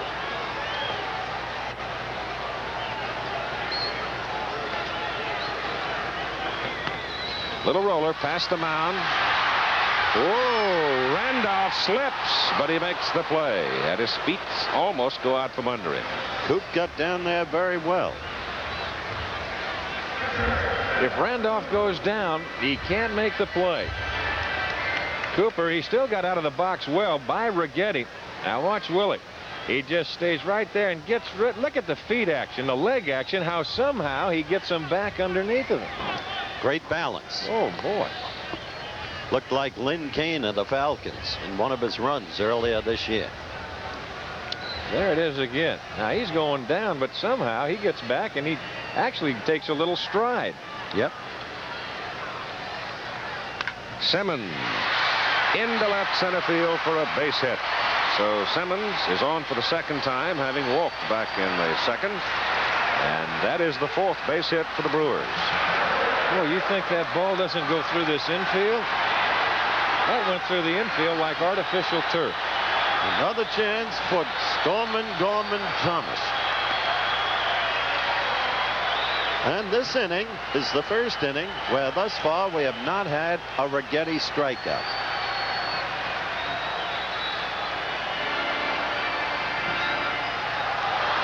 Struck out 2 in the first, 3 in the second, 1 in the third, 2 in the fourth, 2 in the fifth. That's a great step. He has struck out Thomas now twice in this ball game, swinging in the second and the fourth.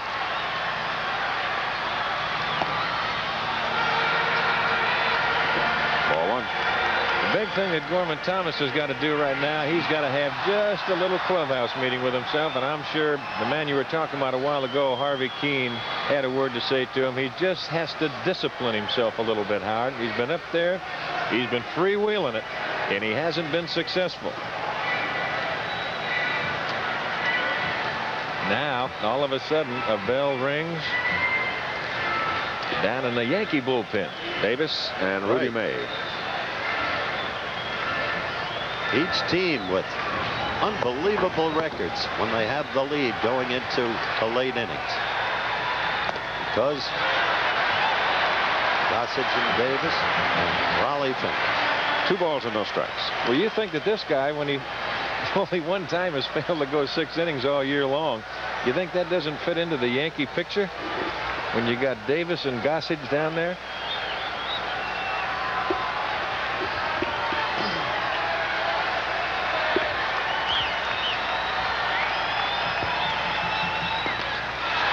Low inside. 3 balls, no strikes. And it is. It's a different Gorman Thomas as you look at Rudy May, the left-hander, and Davis, the right-hander, throwing in the Yankee bullpen. It is a different Thomas at the plate. How suddenly it can change. Foul ball. Broke his bat. Now, there's a case where Bob Rogers, I'll tell you, he green lights him 3-0. He knows it just takes one swing of the bat, and he can be in the lead by a run. I thought it was a good call by the manager. Why not? Takes some guts, but a good call.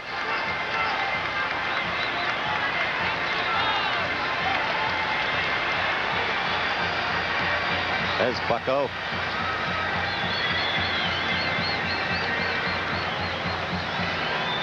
You know, he's not very well known, Keith, but he's a quality guy. This guy has a record like Caldwell's. On the road, he's much better hitter than he is here at home. White must have him working too hard at home, huh? Of course, Yankee Stadium is Death Valley. Do you think he worries? Glenn? He's beautiful. He's been a through beautiful too man. much in his life to let what happens in any ball game affect him. 3-1 pitch. High, ball 4. It's the first time that Gorman Thomas has been on base in this series. Simmons now goes down to second with Thomas at first, and here comes Ben Ogilvie to the plate and Bob Lemon to the mound.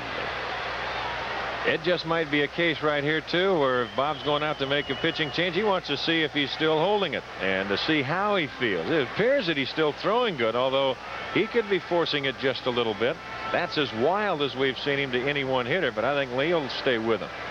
On the surface, getting back to the manager for a moment, who obviously believes Righetti can extricate himself. On the surface, the most placid man in the world. But once, the most violent man I have ever seen in a baseball uniform. It was in the bottom of the 9th. First game, 1954 World Series. They had lived through the Mays catch on Wirtz, and a fellow named Dusty Rhodes hit a high pop fly. Pinch hitter. Bobby Avila, the Cleveland second baseman, was waiting for it to come down. It landed in the first row in the Polo Grounds. Ogilvie at the plate takes strike. This is the second time in the ball game that you have had two Milwaukee base runners. They had it back in the second when Simmons walked and Bando doubled. And coming up on Saturday, the annual shootout in the Cotton Bowl in Dallas between the Sooners and the Longhorns.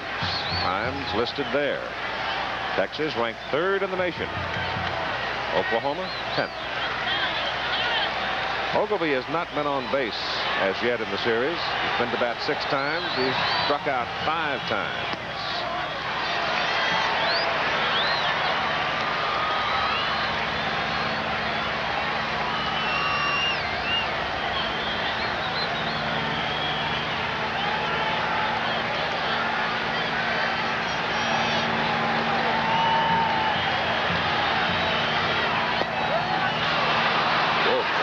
Pitch.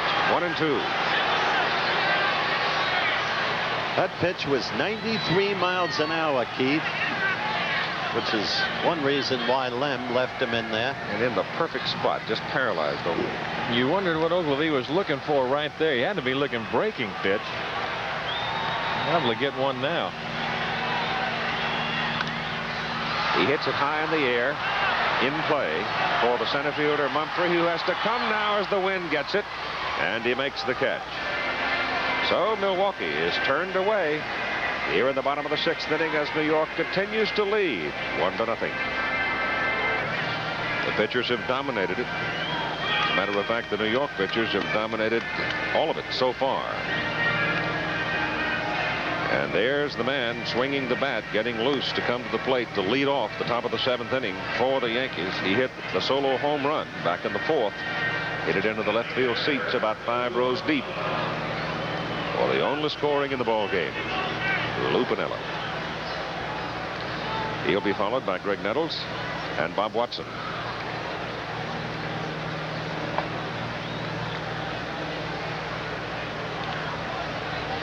Both bullpens have people throwing.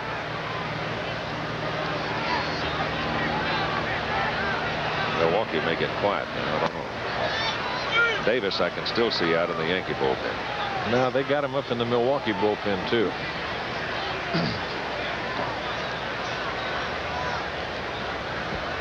Caldwell flags it down.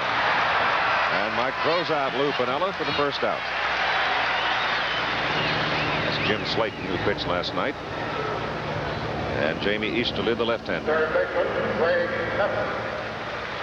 This is a good play by Caldwell. Certainly was. That ball hit hard back through the middle, and it takes a full extension to get it. Yankee third baseman Nettles. 0 for 2.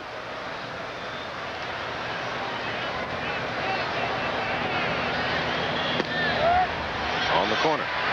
Boy, he has hit some nasty spots on Greg today. You can see Greg. I tell you, he has pitched some ball game.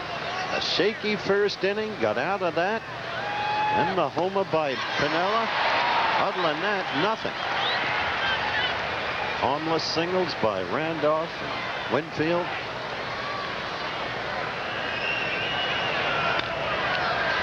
To the shortstop, Yount. See him reach for that. He had nothing on that swing. He had that breaking pitch down in a good location too. There you take another look at the breaking pitch. Struck Greg out on one of those out there the last time at bat. And all that is just a little defensive little swing. That's all it was. And hope for a bad hop. Now this guy, he might be able to do something. Now you've got the batter standing with some sun on him. You see the shadows continuing to move, and the pitcher is all in shadow, and that's popped up by Bob Watson down the right field line. It's going to drop foul. No man's land. And there's a case where Molitor has got to take control over that particular play, because as we all know, it's much easier for the outfielder coming in than the infielder going out. If he can call Cooper off, he's got the only chance right there to make the catch of that ball. But this is his 6th game in right field. That's right. So he's not equipped to do it. In fact, they're fortunate that Molitor, thus far in this series, hasn't been tested that much. Hasn't had much action out there. 2 down, nobody on for Watson. That one's pounded up the middle. Yount comes across behind the bag and throws him out. So Caldwell gets New York rather easily in the top of the 7th inning. But the scoreboard remains. New York 1, Milwaukee coming up in the bottom of the 7th, and the home folks starting to holler some.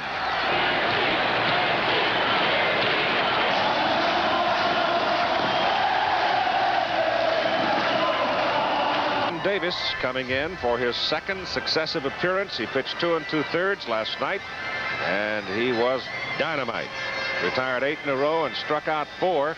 Book on Righetti. 6 innings, no earned runs, 5 hits. He struck out 10. He walked 2.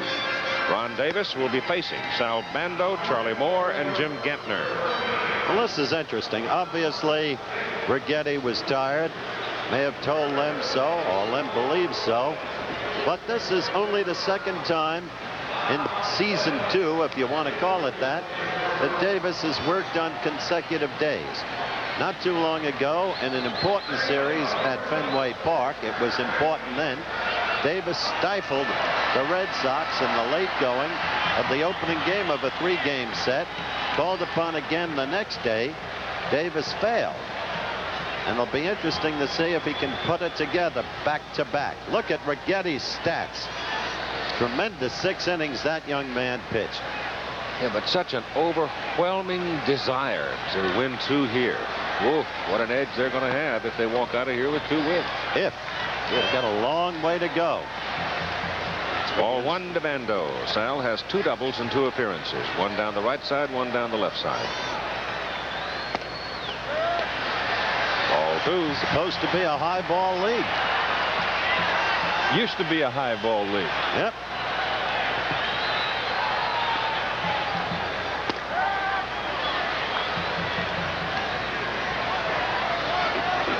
Comes into the ball game at 90 miles an hour. 2 balls and a strike. Bando pops it up. 3rd baseman Nettles going to get a crick in his neck before that one comes down. 1 out.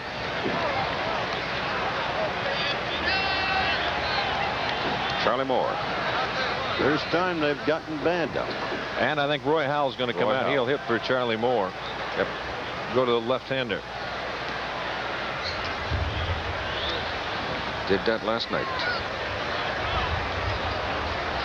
Well, the one thing that the inning did in the 6th inning, yes, the Brewers did not score, but they left a couple of men on base. They sent 5 men to the plate. And what it's done is given them a chance to get that top of the order rotating in there again. And it'll be coming up, even if they go 1, 2, 3 here in the 7th.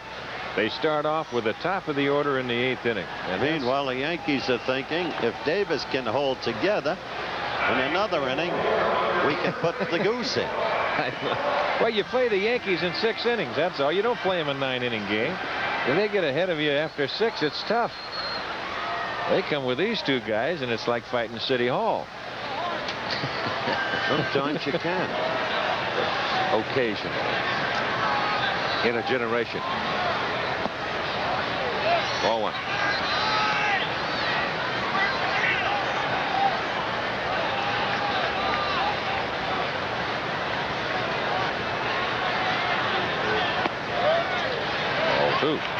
You got Watson guarding the line at first base. You see Davis kind of questioning that call, and Nettles, he's over on the line a little bit at 3rd. But Watson trying to take that extra base hit away from Howell.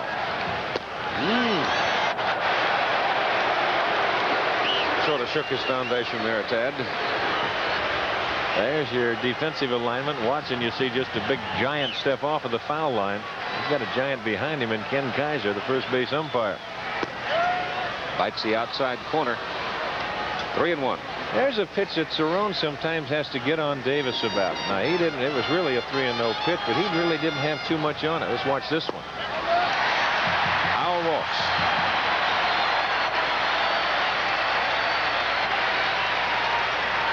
One out. Howell at first. Gantner up. Throws very, very interesting. Wally Fingers now up in the Milwaukee bullpen.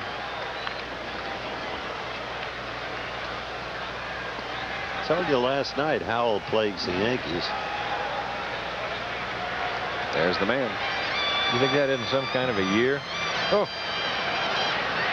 He's got a chance at the Cy Young and the MVP. This is exactly what happened to Davis in that game against the Red Sox when he worked for the second day in a row. A failure of control.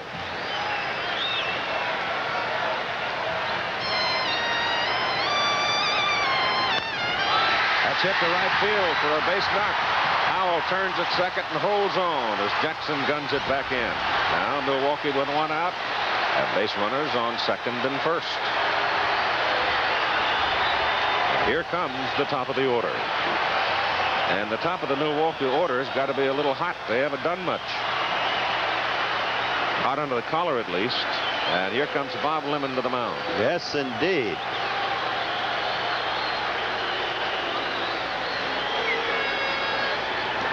There's the Goose.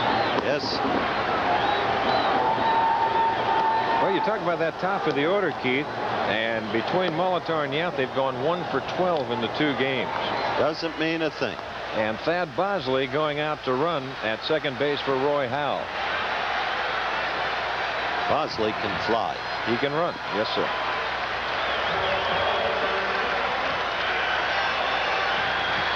What does that do to Milwaukee now in the DH circumstance? That means Bosley stays. He'll be there now. Unless they have somebody Don else Money, on the bench. they've got Don Money. Got money is right. Right now, Bob Rogers, he's saying, I've seen enough of that Yankee pitching. I want to try and tie this thing before trying to win it.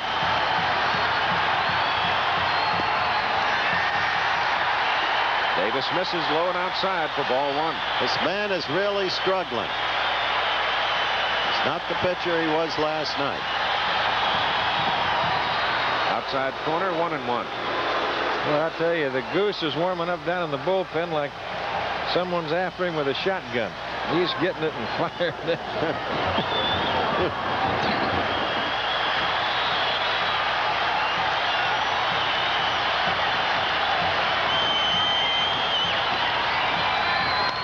That's foul to the right side.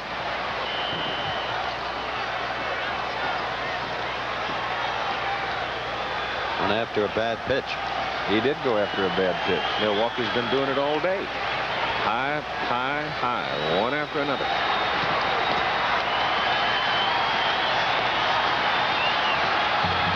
Uh-oh.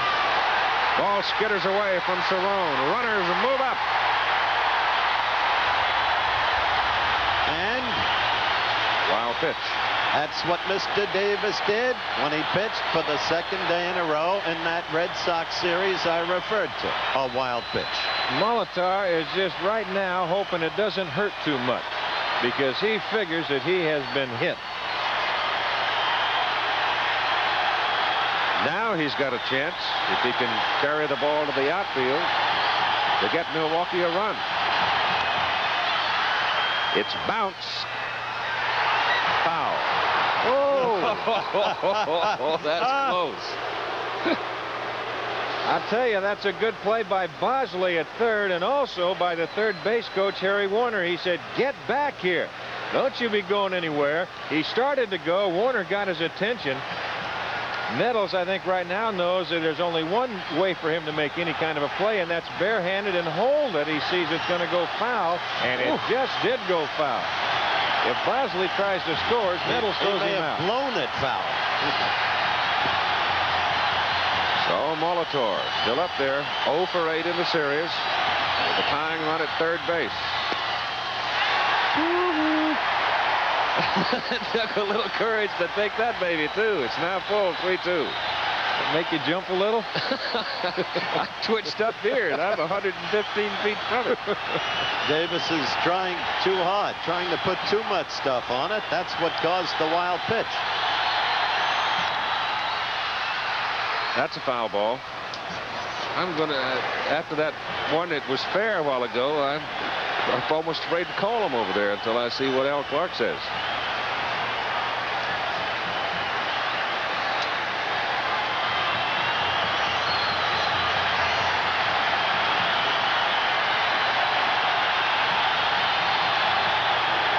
Crowd up. 1 out. Bosley at third. Gantner at second. Yankees leading 1-0. Bottom of the 7th. Fouled away. Well, here's where you've got to try and just hit the ball somewhere. Hopefully you don't hit it back to the pitcher, or you don't hit it real hard to Nettles at third. Anywhere else, you've got yourself a run. The infield is back. You've got Milburn back. The Yankees are going to give up the tying run for the out. That's foul.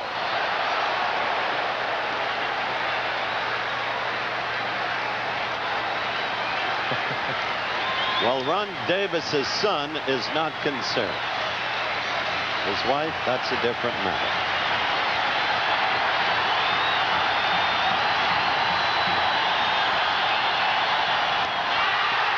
Molitor works him for a walk. Almost another wild pitch. Now the bases are loaded with 1 out. And here comes Bob Lemon. Davis is gone. Boy, here's a good play right here by Cerrone, because that ball was sailing. He got underneath of that ball, and it actually kind of worked a little bit like a breaking pitch. And there's the man you're going to see, Rich Gossage.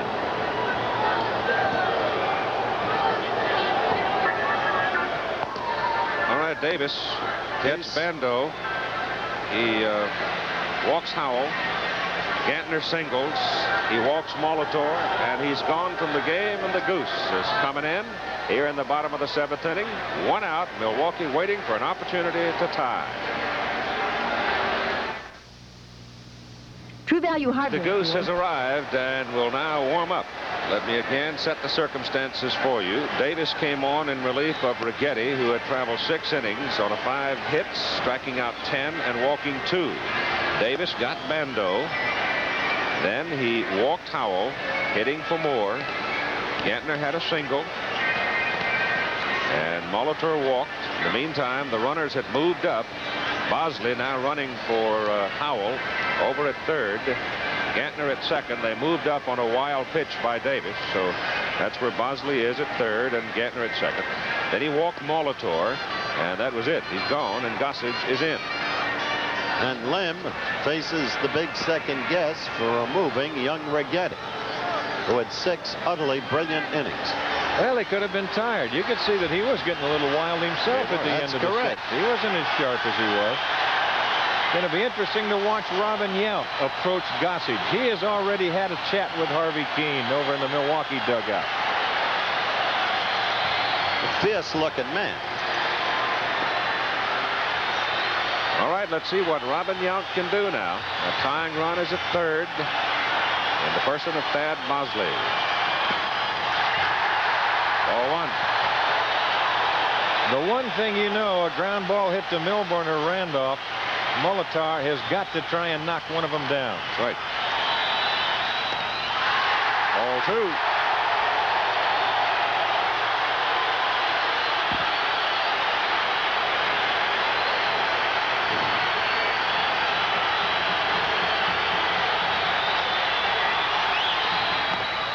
There's a strike.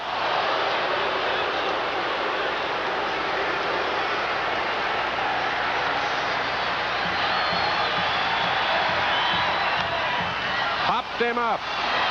Nettles at third. 2 down. Did you see Greg as he caught the ball with his foot on third base, just in case Bosley made a mental error? That's exactly right. He's just standing right there. All Bosley's got to do is just back off of that bag, because Thad was getting out of the way so that he wouldn't interfere with him. There you see Bosley standing there. And first of all, it's the infield fly. That's what Al Clark is calling. Al Clark called it. So he's out anyway. Did you see him sneak the little look? Now you've got a different kettle of fish. Cecil Cooper. Now it takes a base hit to get the tying run across. Notice he has had success against Gossage in his career. Cooper, of course, one of the finest hitters in the game. He can hit anybody.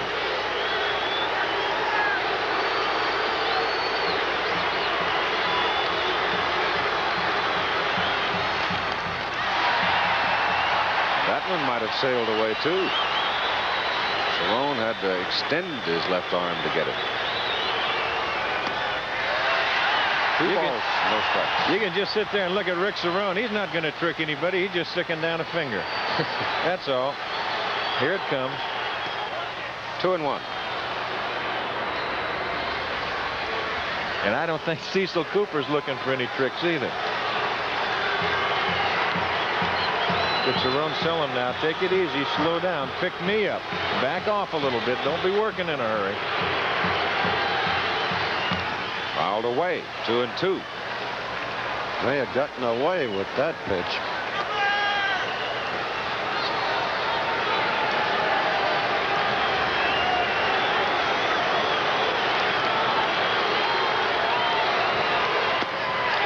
Struck him out. Oh, if you're a Milwaukee fan, you just got to be biting your knuckles, huh? Glorious opportunity escapes them. They leave the bases loaded. They had the tying run at third base with only 1 out. They couldn't get it home. After 7 innings of play, New York 1, Milwaukee nothing. Move now to the top of the 8th inning. It'll be Larry Milburn, Rick Cerrone, and Willie Randolph. Mike Caldwell stays in the game. He's pitched to fine ball game. Allowed 5 hits, knocks that one down, and he throws out Milburn.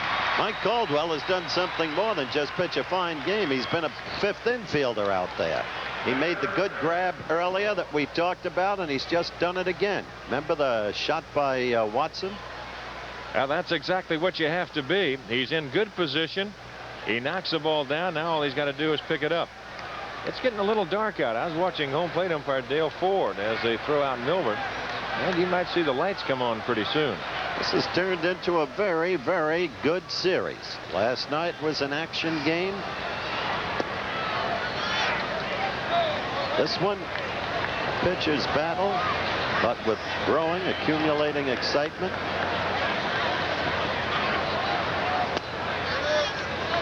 Caldwell effectively keeping the ball down. 9 of the last 10 outs have been ground balls. That old country sinker's still working. Why are you so suspicious? I'm not. I didn't say. What did I say?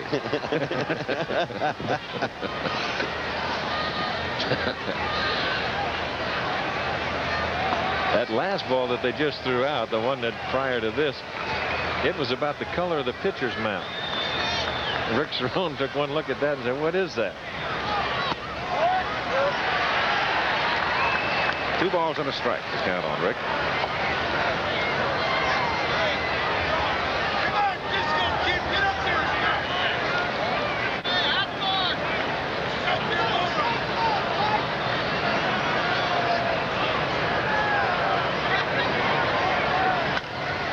Ball is lined sharply to left, but Ben Ogilvy is right there.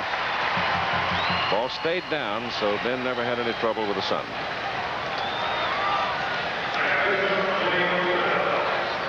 Now it's Willie Randolph. 1-0 New York. Both teams 5 hits. The Yankees dodged a bullet in the bottom of the 7th.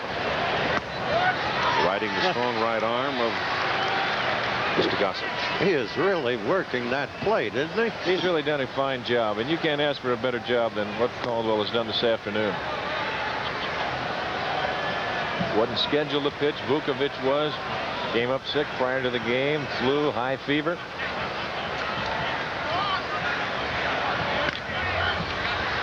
Second baseman Kantner. And Caldwell gets him very efficiently in order in the top of the 8th. And the score after 7½, 1-0 Yankees. American League playoffs. Milwaukee and the Yankees in the Eastern Regional, and Kansas City at Oakland in the Western Regional. And Goose Gossage is out on the mound for the New York Yankees. Pitched last night very effectively, and he's out there throwing the ball again today at about 95 miles an hour. Ron Davis was not successful, and Ted Simmons has hit a high fly ball to straightaway center field for the first out. Now it'll be Gorman Thomas and Ben Oglivie. Mike Caldwell. You could see him during the game, getting stronger and stronger, confidence growing almost with every pitch. Just a brilliant performance. Well, I remember, was it not a year ago, or was it the year before, when Mike Schmidt, the power hitter of the Philadelphia Phillies, was collared and all of a sudden crash. One wonders if Gorman Thomas is going to find it.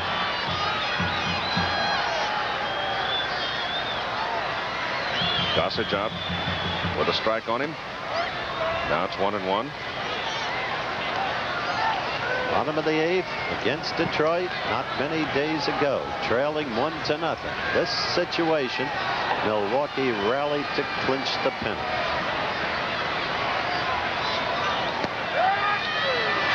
One ball and 2 strikes.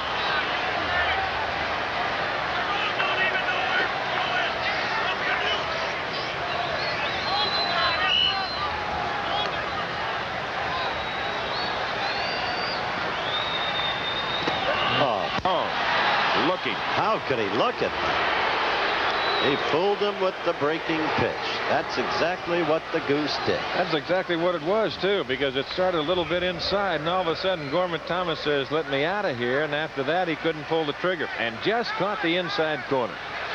He has now struck out 5 times in the 2 games. And so has Ben Oglivie, who's at the plate now with 2 out.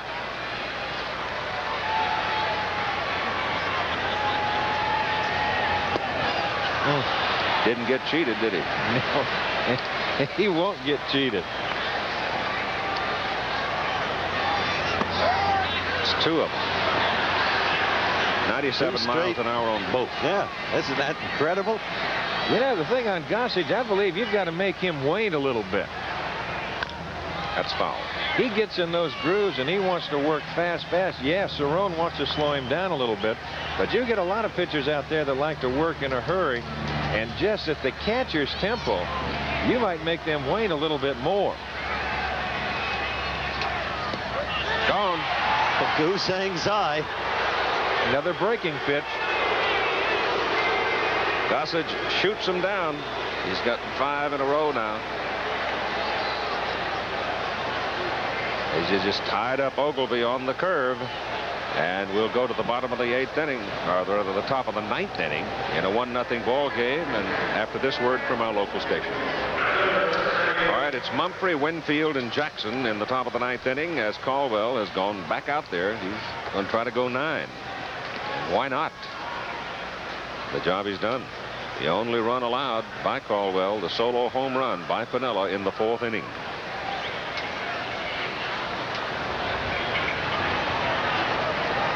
Mumphrey hits it to center. Thomas drops back. 1 out.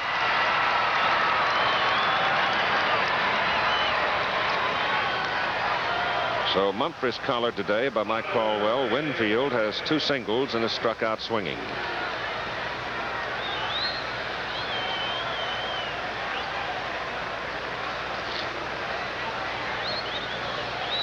Last 2 men. After Piniella's home run, to give you an idea of how effective Caldwell has been, he's retired 14 of the last 15. ABC News, World News Tonight coming up in a few minutes. And one of the stories that they'll be touching tonight, and I'm sure in some detail, will be what happened in Indianapolis today following the Indy 500 when Bobby Unser has been restored as the winner. Peter Jennings and Barbara Walters will be in Cairo. The aftermath of the assassination of the Egyptian president. Caldwell gets a strike on Winfield to start him off. No words to characterize that unspeakable event. World again thrust into turmoil. Whoa. Rip. Is it?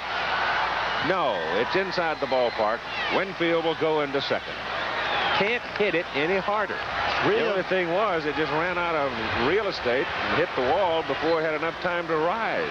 3 of the last 4 hitters have suddenly hit the ball hard. Cerrone to end the last inning. Mumphrey opening this inning. And now that. Ellie just got the ball over the plate, and that ball, that's exactly all that happened to it, Keith. He just hit it too hard. He gets that ball up in the air. He might have hit it clean out of the ballpark out there in left center field as Bob Rogers is going to the mound. They've got action in the Milwaukee bullpen, or they had action. Raleigh Fingers was throwing. But you've got the left-hander Jackson standing at home plate. So that could influence the thoughts of Bob Rogers, and I'm sure it has. It appears that it has. And that's why he's sticking with Mike.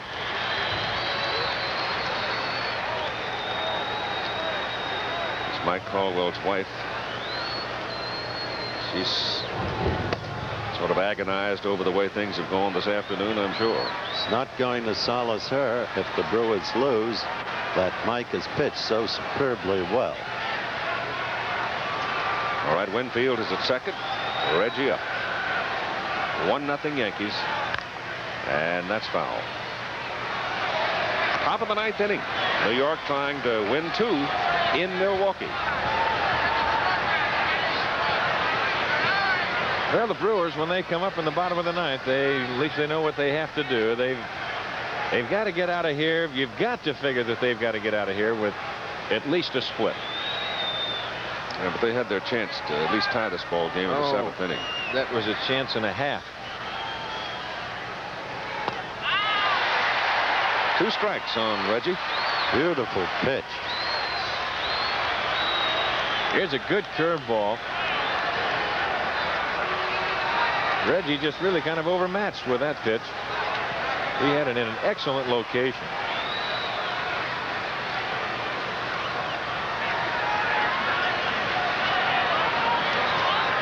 The thing that makes good hitters, though, they can be overmatched with one pitch, and the next time come up and beat your brains out. That's right. 1 ball and 2 strikes. The crowd, 26,395 this afternoon. Last night, 35,064.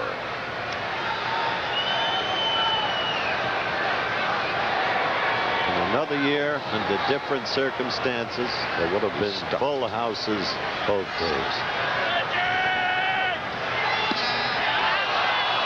Pretty close. 2-2.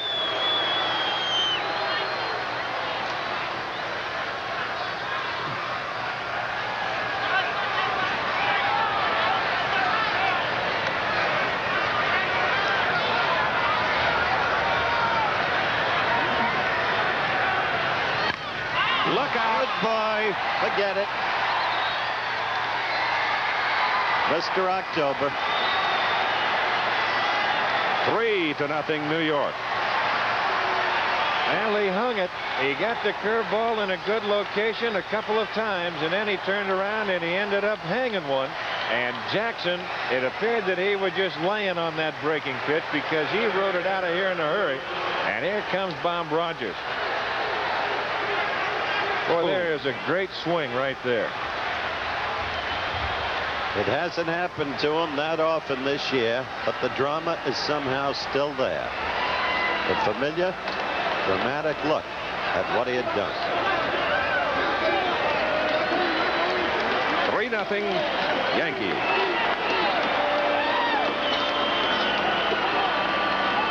And the exodus begins from Milwaukee's County Stadium. Slayton is preparing to come into the ball game to pitch for the Brewers. We've got a timeout. We'll be right back. In the middle last night for Milwaukee has come on in relief here in the top of the 9th inning of Mike Caldwell. Caldwell's book, 8 1/3, 3 earned runs, 7 hits, struck out 4, and this was the one that took him out of the ball game. A hanging pitch, curveball that was ridden deep out of the ballpark by Jackson. When he got it, it's kind of like hitting a golf ball solid. You know when you get it. Well, he knew he got that one because it got out of here in a hurry, and there wasn't any doubt about it. Sitting next to him is a man who, as much as he's being paid and as good as he is, really doesn't get the kind of plaudits he deserves. That's him. That is he, David Winfield. He got three. He got 3 hits today. We not only have to put up with his cigars, we got to get an English lesson here. Well, the copulative verb takes the nominative sense. Me. All right, Jimmy Slayton. He goes to 1-1 now on Lou Piniella. 1 out, 2 runs are in on the Jackson home run. Greg Nettles is in the on-deck spot. And Gossage now with 3-run cushion going to the bottom of the 9th inning. Looked like on that last breaking pitch to Piniella, he got his spikes caught. He couldn't move and just kind of fell out of the batter's spot. That ball is hit into center field. Drifting to right center now with the wind as Gorman Thomas makes the catch for the 2nd out.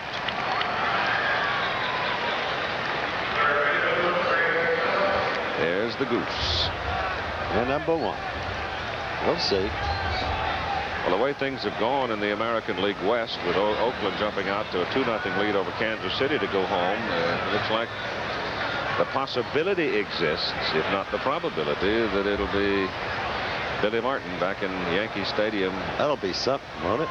That'll be some championship series. Jimmy Gantner throws out Greg Nettles, and the side is retired. But the big damage has been done by Reggie Jackson as he hits a 2-run home run to give Goose Gossage and the Yankees a 3-0 lead going into the bottom of the 9th inning. Now let's take a look at your relief corps. Goose Gossage. Where is he now, in your opinion, honestly, in effectiveness as against where he was in June? Well, that's a tough question to answer because we really don't know where he is. His velocity is good. It's just a matter of getting out there and facing hitters. He did well for us in Baltimore the last couple days when he had to get back and pitch. It's hard to say. Goose in June was unbelievable. You know, his ERA was something like .038 or something. He was awesome. Right now, you know that he's going to be keyed up, and we need him to win this series. Relative understatement. ABC News World News Tonight. Peter Jennings, Barbara Walters reporting from Cairo. There's a rather substantial sports story to be covered tonight as well. The changing of the decision by USAC relative to the Indy 500 race. Bobby Unser has been restored. As usual, you'll get it firsthand on ABC News World News Tonight. Now we go to the bottom of the 9th inning. It's put-up time for the Brewers. Albando. And we'll see who hits from. There's going to be Money coming out in the on-deck circle. And then Gantner. That ball is sharply hit to left field. Base hit for Bando. And Sal now 3 for 4. Is that Bando something? And now what Lemon has to think about is Davis couldn't do it back-to-back consecutive days. Maybe the Goose after 1 2/3 brilliant innings. Maybe. As Don Money comes up, maybe the Goose will have trouble. Fatigue. Don Money making his first appearance in the Eastern Division playoffs. Takes the pitch on the letters tight for ball 1.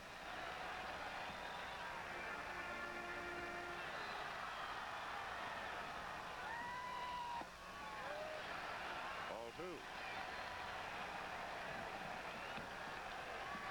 Bando at first, short of speed.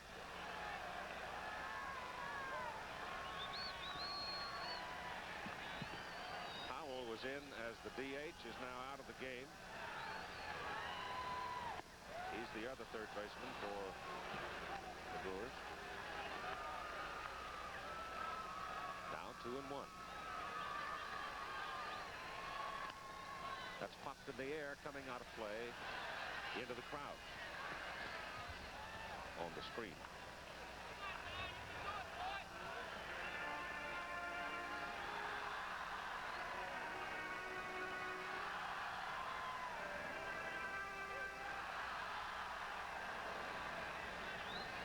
Leadoff man aboard, Bando at first base. Money is up. Jams him inside, and it's now 3 balls and 2 strikes.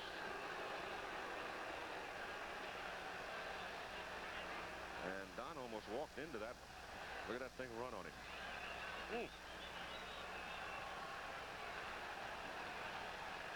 Gets a little bit interesting, doesn't it?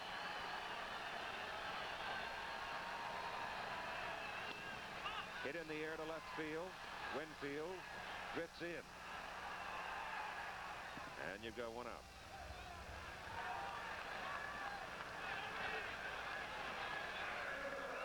Bando stays at first, and here is Jim Gantner, the second baseman.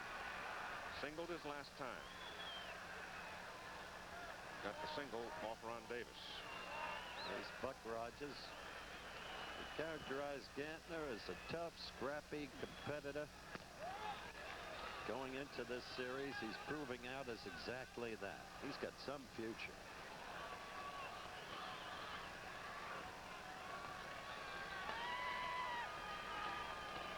Brewers are not doing much to disrupt Gossage's pace, though. They're letting him work at his own pace.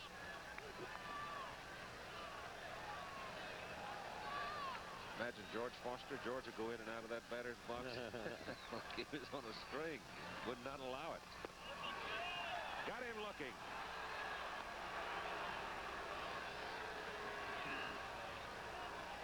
I guess Mrs. Gossage has grown accustomed to her husband's pace.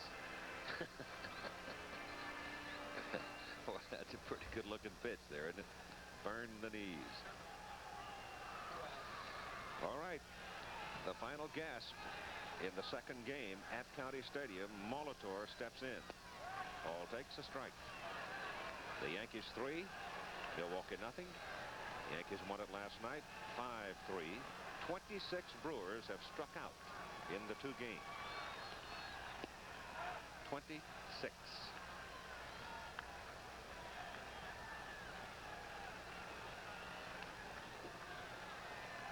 One and 1 pitch to Molitor. Inside, 2-1.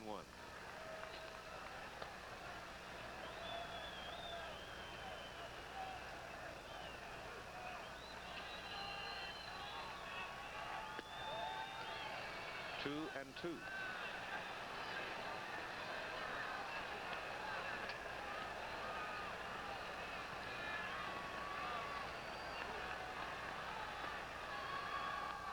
Foul, straight back.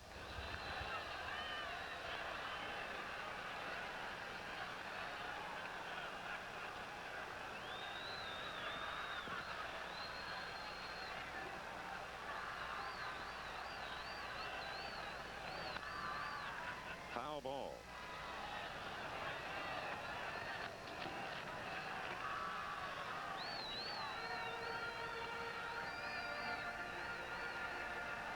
There's a man who's had a tough 2 games here. Little looper drops in center field. Bando stops at second. So Molitor finally shakes the shackles with a single to center. And here comes Robin Yount representing the tying run.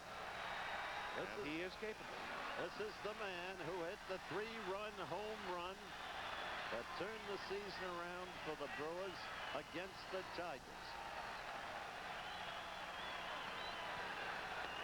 Story very simply is the tying run in Robin Yount at the plate with 2 out in the bottom of the 9th inning, and the Yankees leading 3-0, and that one is high. Even Len showing some degree of emotion.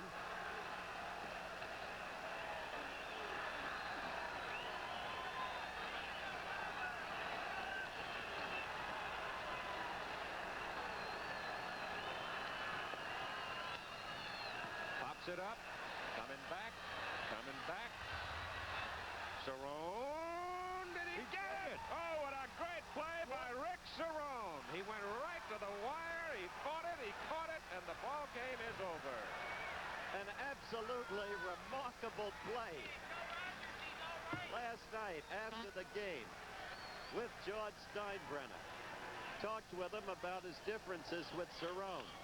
George said, I'll take it all back if he keeps playing right through the World Series, assuming the Yankees were to get there, of course, the way he played tonight.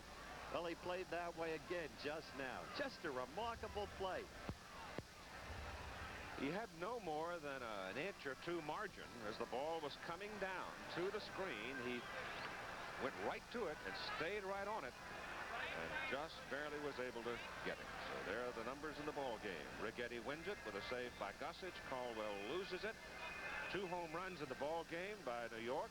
Jackson with the 2-runner and Piniella with a solo. And here's the play that ended the game. Now watch Rick. Comes right to the screen. Going to climb it if he has to. Hangs his right hand on it. Reaches up. And comes down with it. Sort of picked it off of there before the ball hit the screen. If the ball touches the screen, obviously it's foul. So he just sort of flicks it away from the wire and then made the catch. It's as if he were playing basketball for Seton Hall, where he went. He just reached up there and flicked the ball away from the wire and then made the catch. Well, it ended on a noble effort, didn't it? It certainly did. So the Yankees win it by a score of 3-0, and they leave Milwaukee's County Stadium ahead 2-0 back after this word from a local station.